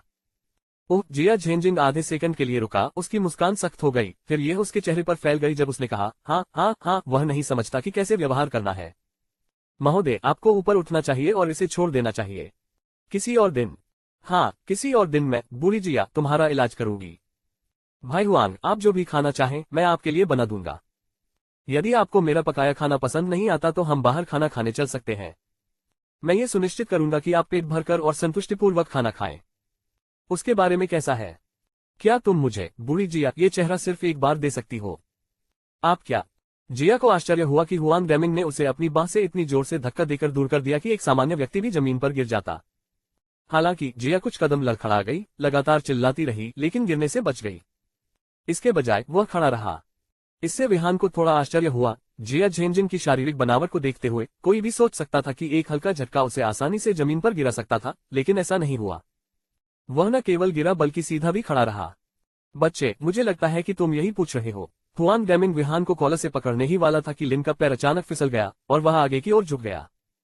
आउच! टकराना। दोनों ने कसकर गले लगा लिया जब विहान की कोहनी हुआन डैमिंग की छाती से टकराई, जिससे इतना दर्द हुआ कि वह लगभग जोर से चीख पड़ा। मुझे बहुत खेद है भाई हुआन, मेरा पैर लंगड़ा गया था, क्या आप ठीक है? मैंने तुम्हें चोट तो नहीं पहुंचाई है ना? विहान ने जोर से अपनी छाती थपथपाई, लेकिन अनजाने में वह उस जगह पर लग गया जहां हुआन डैमिंग को पुरानी चोट लगी थी, जिससे उसे इतना दर्द हुआ कि उसकी आंखों में आंसू आ गए। उद्धरण चिन्ह, उद्धरण चिन्ह। हुआन डैमिंग की आंखों में आंसू आ गए। अगर उसका छोटा भाई जियाओमिंग उसे देख लेता तो कौन जाने उसकी क्या प्रतिक्रिया होती और वह रोते हुए भाग जाता। आप। हुआन डैमिंग गुस्से से आग बबूला हो रहा था, लेकिन चूंकि आसपास बहुत से लोग थे इसलिए उसने खुद को गुस्से से रोक लिया ताकि दूसरे लोग यह न कहें कि उसने नए व्यक्ति को परेशान किया है, जो उसके पुराने चेहरे के लिए अपमानजनक होगा। भाई हुआन, क्या आप ठीक है? जिया झेंजिन की आंखें चमक उठी जब वह तेजी से पास आया। तुम सब लोग चले जाओ। ये कहने के बाद हुआन डैमिंग ने जिया झेंजिन को फिर से धक्का दिया और गुस्से में वहां से चला गया। विहान ने सोच विचार कर अपना चेहरा छुआ और मन ही मन सोचा, वह हमें दफा हो जाने को कह रहा है, लेकिन वह तो सबसे पहले भाग गया। अध्याय 88। इतिहास की सबसे बड़ी मानव ढाल भाई ज़िफेक, आपने उसे नाराज कर दिया है। क्या आपको इस आदमी का बदला भुगतना पड़ सकता है? आप जानते हैं, हुआन डैमिंग की कंपनी में बहुत अच्छी प्रतिष्ठा और स्थिति है और वह अधिकांश वरिष्ठ अधिकारियों के साथ भाईचारे के संबंध में है। झेंग लियांग को पता था कि विहान के पास मजबूत समर्थन था और वह महत्वपूर्ण व्यक्ति था, लेकिन हुआन डैमिंग भी निश्चित रूप से कोई आसान नहीं था, खासकर जब से वह व्यक्तिगत रूप से राष्ट्रपति अनुप्रीता द्वारा भर्ती किया गया था। किसका डर? क्या ये सब इसलिए क्योंकि उनका अंतिम नाम हुआंग है और उन्हें राष्ट्रपति नानगोन का थोड़ा सा समर्थन प्राप्त है?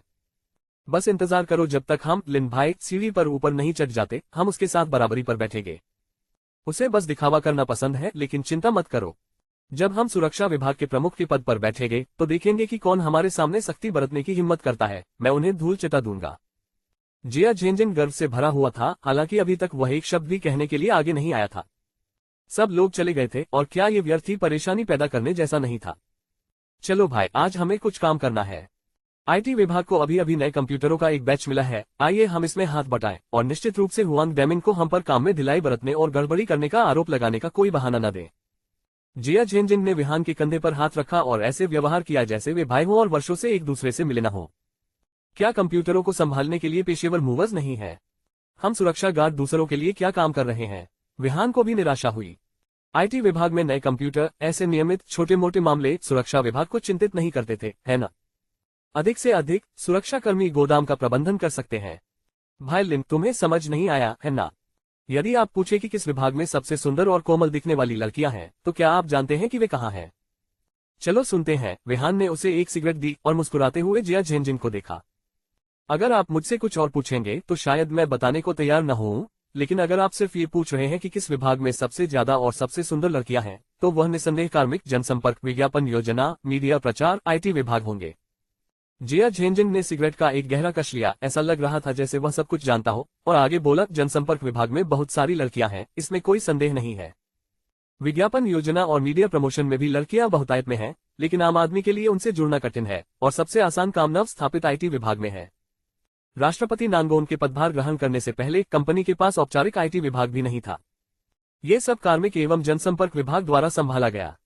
राष्ट्रपति नानगोन द्वारा कुछ बाजार अनुसंधान के बाद उन्हें एहसास हुआ कि किसी भी बड़े निगम के लिए आईटी विभाग कितना महत्वपूर्ण है। आखिर तुमने इसे हासिल कर ही लिया है। नवगठित आईटी विभाग नए, अनुभवी लोगों से भरा हुआ है। कंपनी में नई आई ये लड़कियां निश्चित रूप से कई चीजों से परिचित नहीं होंगी और उन्हें मदद मांगने की जरूरत पड़ेगी। इसलिए हमें अब जाकर उनसे बातचीत शुरू करनी चाहिए। जिया झेंजिन की बातें सुनने के बाद विहान ने उसे नए सिरे से सम्मान दिया। ये लड़का वास्तव में असाधारण था। पांचांग जिया के भाई की तरह दिख रहा था, लेकिन महिलाओं का आदमी बनने की कोशिश कर रहा था। डिंग। रास्ते में विहान व्यावहारिक रूप से सिर्फ एक दर्शक सदस्य था, जो पूरे रास्ते लिफ्ट की झनकार सुनता रहा। आईटी विभाग में कदम रखना वास्तव में एक आश्चर्यजनक अनुभव था, जहां कार्यालय का सारा फर्नीचर, उत्कृष्ट सजावट और काम करने का शानदार माहौल था, और विशाल खिड़की से झोंघाए शहर का मनमोहक दृश्य भी दिखाई देता था, जो शहर के पूरे वैभव को दर्शाता था। अंदर कई आईटी कर्मचारी काले और लाल रंग की ऊंची एड़ी के जूते पहने हुए हॉट सेक्सी पोशाक में इधर उधर घूम रहे थे। उनकी लंबी गोरी टांगें और बेहद छोटी स्कर्टें जिया झेंजिन की आंखों में चमक लाने के लिए पर्याप्त थी। एक सभ्य दिखने वाली महिला आईटी विभाग की फाइलों को संभालने और डेस्क पर बिखरी चीजों को व्यवस्थित करने में व्यस्त थी। सूट पहने एक सभ्य दिखने वाला आदमी उसके बगल में खड़ा था, इसलिए जिया झेंजिन उसे खुश करने के लिए उत्सुक जल्दी से उसके पास आया, यहाँ तक कि उसने जानबूझकर अपने माथे पर बालों की कुछ लिटों को हिलाया और मुस्कुराते हुए उसकी छाती को घूरने लगा। वह इस तथ्य से पूरी तरह अनभिज्ञ था कि एक संरक्षक देवदूत भी पास में खड़ा था। मैनेजर म्यू, मदद चाहिए। अपने नाम के अनुरूप जिया झेंजिन के माता पिता ने उसका नाम रखते समय कोई गलती नहीं की। वह न केवल पाखंडी था, बल्कि एक महामूर्ख भी था जो सुंदरता को देखकर नैतिकता भूल जाता था। उसने इस बात की परवाह नहीं की कि महिला ने उस पर कोई ध्यान दिया या नहीं, और बेशर्मी से अपना ईमानदार और कीमती चेहरा पेश करने के लिए आगे बढ़ा। उस सुंदरी के लंबे सफेद पैर विशेष रूप से आकर्षक लग रहे थे। उसके लाल होंठ और मोती जैसे सफेद दांत एक छोटी सी मुस्कान बना रहे थे, जो उसके साफ सफेद दांतों को दिखा रही थी। धन्यवाद, लेकिन कोई जरूरत नहीं। सुंदरी का रवैया स्पष्टता शत्रुतापूर्ण था।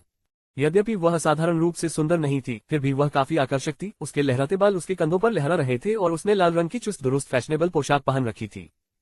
उस फॉर्म फिटिंग ड्रेस के नीचे उसकी छाती का क्षेत्र खतरनाक रूप से आकर्षक था। जब वह झुकती थी तो दिल की धड़कनें और दिमाग भटकने लगते थे। लेकिन जब तक जिया झेंजिन ने अपने टुकड़े समेटे, तब तक वह सुडौल लड़की उसकी नजरों से ओझल हो चुकी थी। ऊपर देखते हुए उसने देखा कि एक आकर्षक महिला अपनी कमर हिलाते हुए विहान के पास से गुजर रही थी। उसने तो छेड़खानी की तरह अपनी उंगली से उसकी ठुड्डी उठाकर उसे छेड़ने का भी साहस किया। उसने जिया झेंजिन के बगल में खड़े सूट पहने आदमी की ओर भी जानबूझकर देखा। ऐसा लग रहा था जैसे विहान अनजाने में उसकी ढाल बन गया था। वह हंसी, सुंदर लड़का, तुम बहुत अच्छे लग रहे हो, है ना? तुम अपनी बहन के साथ यहाँ ड्रिंक करने के लिए कब फ्री हो? उसकी सुडौल काया और पतली कमर को देखते हुए विहान ने बस कुछ बार नजर घुमाई और हंसते हुए कहा, मैं कभी भी मुक्त हूँ। बहन, आप कब जाना चाहेंगी? बहन हर शाम खाली रहती है। सवाल यह है कि क्या तुम इसे संभाल सकते हो, सुंदर लड़के? जिया झेंजिन और सूट पहने आदमी की निगरानी में कामुक महिला ने धीरे धीरे अपने उग्र शरीर को विहान के खिलाफ दबाया। चूंकि आईटी विभाग नया स्थापित हुआ था, इसलिए मंजिल ज्यादातर खाली थी, और चूंकि विहान लिफ्ट के ठीक पास खड़ा था, इसलिए यह संभव नहीं था कि कोई और देख सके कि यहाँ क्या हो रहा था। अधिक से अधिक वहां केवल जिया झेंजिन और पास में सूट पहने आदमी ही थे। ये स्पष्ट था कि वह सूट पहने आदमी के लाभ के लिए प्रदर्शन कर रही थी। ऐसा लग रहा था कि यह महिला काफी समय से किसी पुरुष के साथ अंतरंग नहीं हुई थी। टियानयू जैसे समूह में कई उच्च पदस्थ महिला अधिकारियों के पास आमतौर पर बहुत कम व्यक्तिगत समय होता था। वे अक्सर काम में व्यस्त रहती थीं और आमतौर पर उम्र में बड़ी होती थीं। युवा सुंदर पुरुषों के प्रति उनकी चाहत स्वाभाविक रूप से औसत से अधिक थी। ये व्यापक भौतिकवाद का युग है और ऐसा समाज है जहां पुरुषों और महिलाओं के साथ समान व्यवहार किया जाता है। महिलाओं की कार्य क्षमताएं प्रायः पुरुषों से अधिक होती हैं, जो कि एक सामान्य बात हो गई है। हालांकि अपने भविष्य के करियर में ऊंचे पदों पर पहुंचने के लिए ये महिलाएं अक्सर कुछ अच्छे दिखने वाले, अच्छी कद काठी वाले पुरुषों को अपने साथ रखती हैं और उनका समर्थन करती हैं। वे इन लोगों को मासिक आधार पर अच्छी खासी रकम मुहैया कराते थे और यदि उन्हें किसी चीज की जरूरत होती थी तो एक फोन कॉल पर ही ये खिलौना लड़के दौड़कर उनके पास पहुंच जाते थे। 24 से 30 वर्ष की आयु वाली इन महिलाओं की इच्छाएं औसत महिलाओं की तुलना में कहीं अधिक थीं, विशेषकर किसी आकर्षक लंबे पुरुष को देखकर। जिया झेंजिन जैसे किसी व्यक्ति के लिए ये स्पष्ट था कि उसकी पतलून में कोई ठोस बात नहीं थी। यही कारण है कि आईटी विभाग के मैनेजर भी उससे परेशान नहीं हो सके। शक्तिवान महिलाएं, सुंदरता और क्षमतावान महिलाएं, प्रभावशाली पृष्ठभूमि वाली शक्तिशाली सुंदर महिलाएं अनिवार्य रूप से अपनी पसंद के लिए अत्यंत ऊंचे मानक निर्धारित करती हैं। उनकी नजर में पैसा अब कोई मुद्दा नहीं था। एक आदमी को ढूंढना केवल समर्थन के बारे में नहीं था। वे अपना पैसा स्वयं कमा सकते थे, अपना भोजन स्वयं बना सकते थे तथा लड़ाई में अपना दबदबा बनाए रख सकते थे। वे एक पुरुष में एक प्रतिष्ठित ट्रॉफी पार्टनर की तलाश में थी, जिसे दिखाने में उन्हें गर्व हो। हम एक ग्रुप आईडी प्रकाशित कर रहे हैं। यदि आपको ये पसंद आया तो कृपया हमारे समूह में शामिल हो जाइए। इस समूह में हम विचारों का आदान प्रदान कर सकते हैं, विषयों पर चर्चा कर सकते हैं और कथानक की दिशा के बारे में बात कर सकते हैं। 25,84,38,556। अध्याय 89 म्यू यांग, आरामदायक। महिला ने विहान को छूते हुए उससे चिढ़ाया। उसके चेहरे पर एक चिढ़ाने वाली मुस्कान थी। पुरुष के चेहरे पर आनंद की झलक देखकर वह और भी खुश हो गई तथा उसने अपने स्पर्श की ताकत बढ़ा दी। मोहक निगाहों से उसने विहान को देखा और उसके चेहरे पर सुखद अभिव्यक्ति की प्रशंसा की। आरामदायक, विहान ने अपनी नजरें उस पर कसकर टिका दी। तो फिर आज रात मुझे ढूंढने आओ। मेरा नाम म्यू यांग है, मैं आईटी विभाग का प्रमुख हूँ। उसने विहान के कान में फुसफुसाते हुए कहा। उसकी आवाज कोमल और उत्तेजक थी, उसकी खुशबू उसके चेहरे पर छा रही थी। तो बस मेरा इंतजार करो, विहान ने उदासीनता से जवाब दिया। ये कहकर म्यू यांग ने एक आकर्षक नजर डाली और अपने कूल्हों को झुलाते हुए चली गई। अब तक संरक्षक देवदूत का चेहरा राख जैसा हो गया था और उसकी अभिव्यक्ति गंभीर हो गई थी। वह म्यू यांग के प्रेमियों में से एक था और उसका मंगेतर भी था। पारिवारिक व्यवस्था के तहत जब वे पहली बार मिले थे तो वह म्यू यांग के प्रति आकर्षित हो गया था, लेकिन म्यू यांग ने अपने माता पिता को खुश करने के लिए ब्लाइंड डेट के लिए सहमति दे दी थी। दुर्भाग्यवश वह उस पर मोहित हो गया था और अब वह उसे छोड़ नहीं सकती थी, खासकर तब जब उनके परिवार उनकी अच्छी पारिवारिक पृष्ठभूमि से प्रभावित थे और पहले ही विवाह के लिए सहमत हो चुके थे। इस परेशानी से छुटकारा पाने के लिए म्यू यांग ने हर संभव कोशिश की थी, लेकिन दुख की बात है कि उसे दूर करने के उसके कोई भी प्रयास सफल नहीं हुए और वह उसके पीछे पीछे कार्यालय तक भी चला गया। अब ये सिर्फ इतना हुआ कि विहान इस नाटक का हिस्सा था। विहान को पीछे छोड़ते हुए जिन्होंने फिर अपना चेहरा छुआ और बुदबुदाया। आजकल समाज वास्तव में अराजक है, खासकर बड़ी कंपनियों में। ये सभी प्रकार के लोगों का समूह है। यहाँ तक कि मित्र बनाना भी इतना सीधा नहीं होना चाहिए, है ना? इसके अलावा यह कोई नाइट क्लब नहीं है, ये तो एक अंतर्राष्ट्रीय समूह है। खैर, विहान को कोई आपत्ति नहीं थी। चूंकि वह दोस्त बनाना चाहती थी, इसलिए वह उसकी मदद करता था। आखिरकार उसके पास खोने के लिए कुछ भी नहीं था। कई लोग सोच सकते हैं कि तियानी ग्रुप जैसी कंपनी में माहौल बहुत उच्च श्रेणी का होना चाहिए, लेकिन केवल वे ही जानते हैं जो इसे जीते हैं कि समूह अंदर से बहुत अंधेरा है। भले ही विहान ने उस रात उसे जीत लिया हो, उसने अनुमान लगाया कि थोड़ी देर में प्रबंधक म्यू यांग शायद उसे अनदेखा कर देगा या किसी अन्य दोस्त की तलाश करेगा। लानत है भाई, तुम तो खेल में माहिर हो। क्या अब आप महिलाओं के मामले में भी मुझसे प्रतिस्पर्धा कर रहे हैं? भाई, आपने तो सचमुच बहुत गहराई से बात रखी है। इसमें कोई आश्चर्य नहीं कि मैं यह नहीं बता सका। आप वास्तव में अपने पत्ते अपने सीने से लगाकर रखते हैं, एक सादा चेहरा दिखाते हैं लेकिन एक सादा खेल नहीं दिखाते हैं। उसी समय जिया झेनजिंग धीरे धीरे पास आए। म्यू यांग पहले उत्कृष्ट प्रदर्शन के कारण विज्ञापन योजना विभाग के प्रमुख थे और बाद में उन्हें नवस्थापित आईटी विभाग का नया प्रमुख नियुक्त किया गया। वह अपने उत्तेजक और अनियंत्रित व्यवहार के लिए जानी जाती थी। कंपनी में वह लगभग सुन शियानाओ के साथ प्रतिस्पर्धा कर रही थी। हालांकि सुन शियानाओ म्यू यांग की तरह कम प्रोफाइल की तुलना में अधिक हाई प्रोफाइल रहना पसंद करती थी। लेकिन ये सब सिर्फ अफवाह थी, किसी को भी सटीक विवरण नहीं पता था। म्यू यांग को जाते देख संरक्षक देवदूत ने भी तुरंत उसका पीछा किया, लेकिन जब वह विहान के पास से गुजरा तो उसने उसे बुरी तरह घूरा। ऐसा प्रतीत हुआ कि अब वह विहान को अपना मुख्य शत्रु मान रहा था। बूढ़ी जिया, ये वास्तव में मेरी गलती नहीं है। क्या तुमने नहीं देखा कि वह खुद ही मेरे पास आई थी? विहान भी काफी मासूम महसूस कर रहा था। अच्छा, चूंकि तुम अपने भाई से ज्यादा भाग्यशाली हो, इसलिए मैं तुम्हें ये दे दूंगा। जिया झेनजिंग इस बारे में दुखी नहीं था, क्योंकि उसे इतनी बार अस्वीकार कर दिया गया था कि अब उसे इसकी परवाह नहीं थी। भाई लिन, कौन बता सकता है? आप बहुत साधारण दिखते हैं, बहुत विवेकशील व्यवहार करते हैं, लेकिन ऐसा लगता है कि आप लड़कियों के लिए काफी आकर्षक हैं। मैं आपकी प्रशंसा करता हूँ यार। यहाँ तक कि नए आईटी विभाग प्रमुख म्यू यांग भी आप में रुचि रखते हैं। आप सचमुच कमाल हैं। अरे तुम क्या बात कर रहे हो? मैं तो बस थोड़ा भाग्यशाली हूँ, जबकि आप बुरे आदमी सचमुच कमाल हैं। आप कंपनी की सभी महिलाओं को इतनी अच्छी तरह से जानते हैं कि शायद आपको ये भी पता होगा कि वे किस रंग के अंडरवियर पहनती हैं, उनसे भी बेहतर, है ना? विहान ने मजाक किया। यंग लिन, यहाँ कोई डींग नहीं मार रहा है। इस पूरी कंपनी में यदि आप मुझसे अन्य चीजों के बारे में पूछेंगे तो शायद मुझे पता न हो, लेकिन अगर आप पूछे कि कौन किस रंग का अंडरवियर पहनता है या यहाँ तक कि आज किसके मासिक धर्म चल रहे हैं, तो आप समझ गए होंगे कि मैं क्या कहना चाह रही हूँ। यह आदमी सचमुच एक काम का आदमी था। हमेशा बेहुदा शेखी बघारता रहता था और अश्लील व्यवहार करता था। लगभग 30 साल का होने के बावजूद वह बिल्कुल विचित्र था। जब संरक्षक देवदूत विहान के पास से गुजरा तो लिन ने उसकी परवाह नहीं की। यदि वह किसी को आकर्षित नहीं कर सकता तो यह उसकी कुशलता की कमी है। हुआन डेमिंग और कंपनी के नेताओं को दिखाने के लिए दोनों आईटी विभाग के गोदाम में कंप्यूटर लेकर घूमते रहे और टीआई विभाग के नए कर्मचारियों से बातचीत करने का अवसर भी लिया। शायद वे भविष्य में सचमुच कुछ हासिल कर सकें।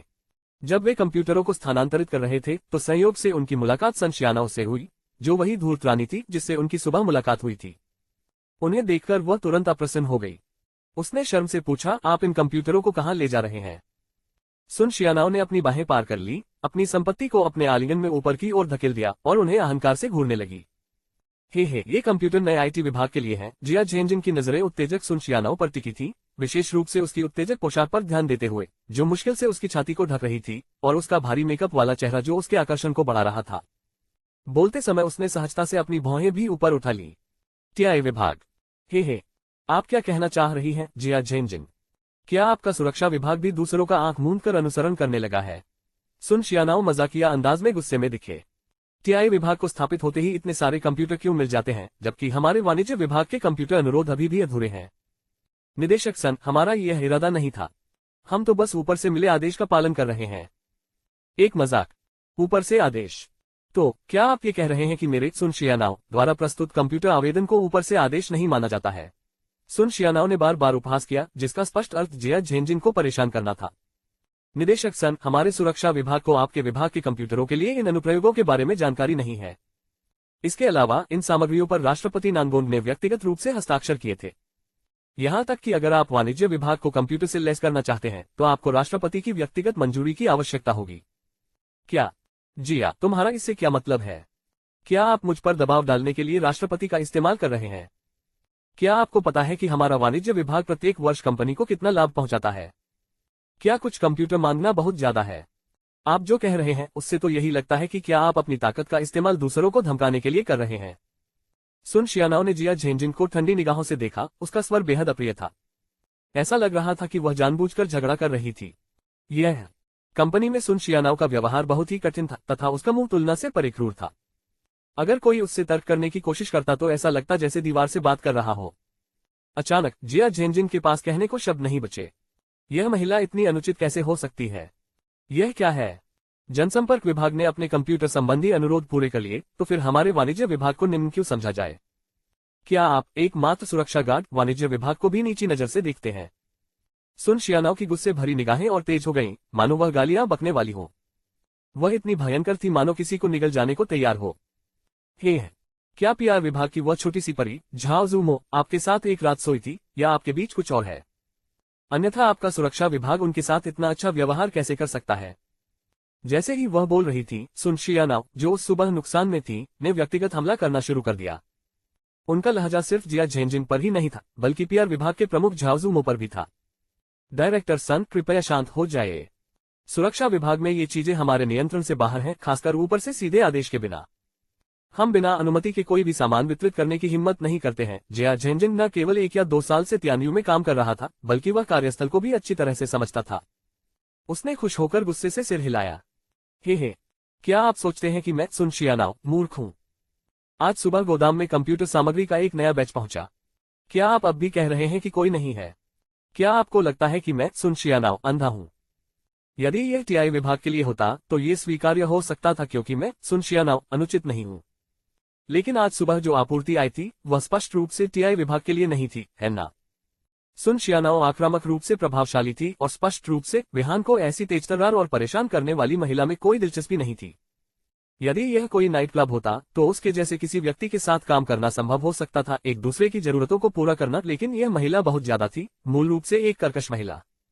ऐसा नहीं था कि उसने बहुत सी महिलाओं को नहीं देखा था, लेकिन उसने कभी उसके जैसी किसी महिला का सामना नहीं किया था। विशेष रूप से तियान्यू ग्रुप जैसे कॉर्पोरेट दिग्गज में विहान को आश्चर्य हुआ कि सुन शियानाओ ने अपना स्थान कैसे सुरक्षित कर लिया। शायद विहान के दृष्टिकोण से यह उसके संबंधों का उपयोग करने और सो जाने के अलावा और कुछ नहीं था, जिसने सब कुछ स्पष्ट कर दिया। हम पुरुषों के विपरीत, जिन्हें बिस्तर साझा करने के लिए कोई नहीं मिल पाता। ये कौन है? विहान को जिया झेनजिन के पीछे चुपचाप खड़ा देखकर सुन शियानाओ को अचानक दिलचस्पी हुई, मानो उसने उसे पहले कहीं देखा हो। हालांकि वह ठीक से याद नहीं कर सकी कि वह कौन था। विहान की कम प्रोफाइल को देखते हुए उसने उस सुबह कंपनी के प्रवेश द्वार पर केवल थोड़ी देर के लिए उसे देखा था और उसे यह व्यक्ति याद नहीं था। अब जब मैंने उसे सुरक्षा वर्दी पहने देखा तो वह काफी सुंदर लग रहा था। डायरेक्टर सन, मैं लिन बोल रहा हूं, हमारे सुरक्षा विभाग में एक नया सहयोगी। जिया झेनजिन मुस्कुराती रही और बड़ी समझदारी से उसका परिचय कराया। विहान की चापलूसी करना नहीं भूली। आइए लिन, ये वही प्रसिद्ध निर्देशक सन है जिनके बारे में मैंने आपको बताया था। इन वर्षों में निदेशक सन के स्पष्ट मार्गदर्शन के बिना कंपनी की विदेशी व्यापार उपलब्धियां आज की शानदार ऊंचाइयों तक नहीं पहुंच पाती। इसलिए इन सभी वर्षों में प्रत्येक बाहरी व्यापार बिक्री का श्रेय निदेशक सन की उपलब्धियों को दिया जाता रहा है। अगर भविष्य में कुछ भी हो तो बस निदेशक सन का नाम ले लीजिए और देखिए कौन हमारी बात सुनने से इनकार करता है। अध्याय 90 चाटुकार कुंग फू मास्टर। आप इस बात से इनकार नहीं कर सकते कि जिया झेंजिन का चाटुकार कुंग फू बिल्कुल प्रथम श्रेणी का है। समय पर की गई चापलूसी ने वास्तव में सन शियानाओ को अच्छा महसूस कराया। वह गर्व से अपना सिर ऊपर उठाए काफी प्रसन्न दिख रही थी।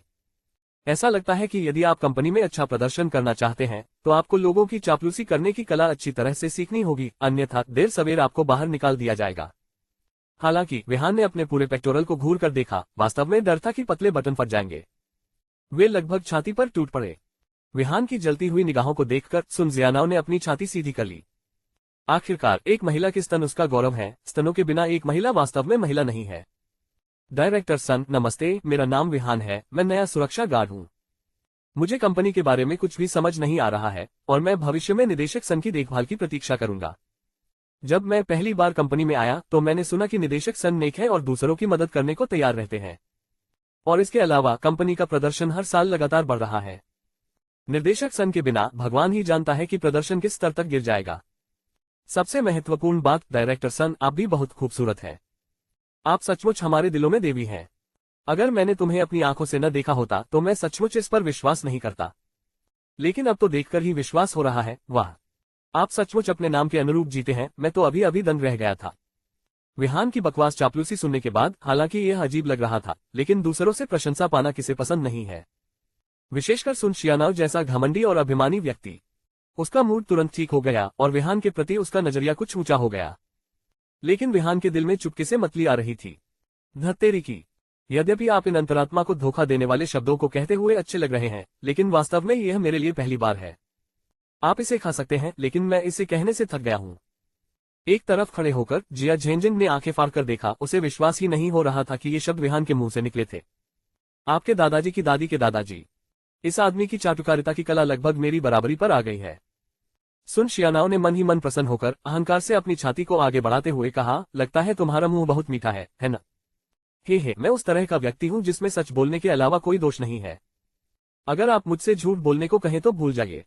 मैं वह काम नहीं कर सकता और मैं ये कहने में भी सक्षम नहीं हूं। कोई महान, अलग, व्यावहारिक, आपकी तरह सुरुचिपूर्ण ढंग से संयमित और उत्तम दर्जे का, क्या मैं इसके बारे में झूठ बोल सकता हूं? आप जानते हैं कि जनता की नजरें तेज होती हैं। यदि आप मुझ पर विश्वास नहीं करते हैं तो आपको कम से कम अपने आकर्षण पर विश्वास करना चाहिए, है ना? विहान की प्रशंसा सहजता से प्रवाहित हुई, यहां तक कि जिया झेंजिंग ने भी अपने दिल में कहा कि यह आदमी वास्तव में खेल का मास्टर था। क्या सचमुच मुझ में भी सभी गुण हैं जिनका आपने वर्णन किया है? विहान की इस तरह से प्रशंसा पाकर सुन शियानाओ भी शर्माने लगी। आजकल यदि कोई पुरुष बुरा नहीं है तो कोई महिला उससे प्यार नहीं करेगी। यदि कोई पुरुष मीठी मीठी बातें नहीं करता तो वह ज्यादा उपयोगी नहीं है। कौन सी महिला मीठी बातें सुनना पसंद नहीं करती? विशेषकर इस प्रकार की चुलबुली स्त्री। संभवतः घर पर उसकी चुलबुलीपन सचमुच आसमान छूती है। ये सिर्फ अच्छी बात नहीं है, बल्कि यह भी है कि आप हमारे सभी सुरक्षा कक्ष कर्मचारियों के दिलों में देवी हैं। उस क्षण जिया झेंजिंग भी पीछे नहीं थी। उसने अपनी मेढक जैसी आंखें निकाली, जल्दी से आगे बढ़ा और विहान के साथ चापलूसी की युगलबंदी की। उन दोनों ने काफी अच्छा अभिनय किया। जाना जाना जाना, मुझसे बात करना बंद करो। मैं आपसे यह नहीं पूछ रहा हूं, सुन शियानाओ ने डांटते हुए कहा। जब उसने देखा कि जिया झेंजिंग भी उसकी चापलूसी करने के लिए आगे आ रही है तो उसे तुरंत नाराजगी महसूस हुई। ऐसा लगता था कि जब कोई दूसरा आपकी चापलूसी कर रहा हो तो आपको बस उसमें घुस जाना होता है। जिया झेंजिंग अब अवाक रह गई। वह आपकी चापलूसी कर सकता है और मैं नहीं। हम सभी माताओं से पैदा होते हैं, तो फिर इतना बड़ा अंतर क्यों? तुम्हारा नाम क्या है? सुन शियानाओ ने अपनी पलकें मोहक अंदाज में झपकाई। उसके गोल कूल्हे हिल रहे थे जब वह विहान को देखकर मुस्कुरा रही थी, खासकर उसकी विलो लीफ जैसी बाहें जो विहान के साथ छेड़खानी करती हुई लग रही थीं। कुछ क्षण पहले तक उसे विहान का नाम याद नहीं था, लेकिन अब जब उसने ये नाम बताया तो ऐसा लगा जैसे उसने अचानक उसमें रुचि ले ली हो। लोग, ओह लोग, वे ऐसे ही हैं। यदि कोई आपकी प्रशंसा करता है तो आप उनके सामने अपनी सारी खूबियां दिखाएंगे। हे, छोटे वाले का नाम विहान है। सुरक्षा विभाग में एक नया सुरक्षा गार्ड। लिन जिफेंग ने मुस्कुराहट बिखेरी और आखिरकार जिया झेंजिंग को आउट कर दिया। अन्यथा वो शरारती लड़की शायद बाद में उन्हें उनके कंप्यूटर के बारे में परेशान करेगी। अच्छा, मैं तुम्हें ध्यान में रख रहा हूँ। यदि आपको कभी किसी चीज की आवश्यकता हो तो बेझिझक मेरे कार्यालय में आइए। सुन शियानाओ ने त्यान्यू ग्रुप की नंबर 1 चुलबुली महिला के रूप में अपनी प्रतिष्ठा को कायम रखते हुए कहा। कुछ चापलूसी भरी टिप्पणियों के बाद वह सचमुच खुद को बहुत गंभीरता से लेने लगी थी, लेकिन उसकी छाती ने कुछ गंभीर जिज्ञासा जगा दी। ठीक है, बहुत बहुत धन्यवाद निदेशक सन। अब से तुम्हारा वचन ही मेरा आदेश है। विहान की मुस्कान भी उतनी ही उज्जवल थी। सुन शियानाओ का मूड तुरंत ही अच्छा हो गया। विहान न केवल तारीफ कर सकता था, बल्कि उसकी चापलूसी करने वाली कुंग-फू भी शीर्ष स्तर की थी, जिसने वास्तव में उसके मूड को उज्जवल कर दिया, जो उसके दबे हुए गुस्से के लिए एक आउटलेट की तलाश कर रहा था। अब वह इतनी मीठी हो गई थी मानो उसने एक चम्मच शहद खा लिया हो। हम अच्छा काम करते रहो, और जब तुम कंपनी में अपना नाम बना लोगे तो मैं तुम्हें हमारे वाणिज्यिक विभाग में स्थानांतरित करने पर विचार करूंगा। सुन शियानाओ ने गर्व से अपना सिर उठाया, उसके चेहरे पर मुस्कान थी। तो फिर मैं वास्तव में इसकी सराहना करता हूँ, निदेशक सुन। विहान ने सिर हिलाया। तो फिर शुरू करो, सुन शियानाओ ने कहा और लिफ्ट की ओर चलने लगी। अपने पूर्वजों के पूर्वजों को धिक्कार है भाई, तुम्हारे पास खेल है। यहाँ तक कि हमारी कंपनी की सबसे चुलबुली महिला भी आपको पसंद करने लगी है। लगता है मुझे बूढ़ी जिया को आपसे सीखने की जरूरत है। आप मुझे कुछ लड़की चुंबक चालें सिखाने के लिए कब स्वतंत्र हैं? जिया झेंजिंग ने बड़ी मुश्किल से निकला। अब उसे यह कहावत पूरी तरह समझ में आ गई थी कि सच्चा कौशल सादे चेहरे के पीछे छिपा होता है। उसने मन ही मन सोचा, इस लड़के का तो ये पहला दिन है और उसने पहले ही तियानियो ग्रुप के सबसे चुलबुले सन शियानाओ का पक्ष जीत लिया है। अब आगे क्या? क्या कंपनी के सभी दलाल उसकी मीठी बातों का शिकार नहीं बन जाएंगे? नहीं, ये बच्चा बाघों को खाने के लिए सुअर बनने का नाटक कर रहा होगा। वह वास्तव में महिलाओं का प्रेमी है। मैं यहाँ हूँ, जिया झेंजिंग 30 साल से जीवित हूँ और अभी तक किसी महिला का हाथ सही मायने में नहीं पकड़ पाई हूँ। ऐसा लगता है कि मुझे सचमुच उससे सीखने की जरूरत है। कौन जानता है, शायद इस बूढ़ी जिया के 30 साल के कुंवारीपन का अंत जल्द ही हो जाए। हे भाई जिया, मेरा मजाक मत उड़ाओ। मेरी यह छोटी सी चाल जो तुमने देखी है उसकी तुलना में कुछ भी नहीं है। ये तो बस कुछ निम्न स्तरीय रणनीति है। रुको भाई, फ्लर्टिंग की कला में यह मायने नहीं रखता कि कौन बड़ा है, यह मायने रखता है कि अभी तुम्हारा प्रदर्शन कैसा है। भाई, मैं पूरी तरह प्रभावित हूँ। अब से मुझे भाई जिया मत कहना, बस पुराना जिया ही चलेगा। सुन शियानाओ पूरे तियानियो में सबसे चुलबुली महिला है और भाई तुम्हारी किस्मत बदल गई है। अगर तुम उसके साथ संबंध बना लेते हो तो मुझे भूलने की हिम्मत मत करना, ठीक है? हे तुमने सही कहा, उसकी छाती वास्तव में साधारण नहीं है। ऐसा लगता है कि वह ब्लाउज फटने को तैयार है। यकीन मानिए, इसे छूने पर अद्भुत महसूस होगा। तसेक, अगर मैं किसी दिन इसे महसूस कर सकूं तो यही जीवन होगा, बूढ़े जिया ने कहा। उसके चेहरे पर उत्सुकता भरी प्रत्याशा झलक रही थी।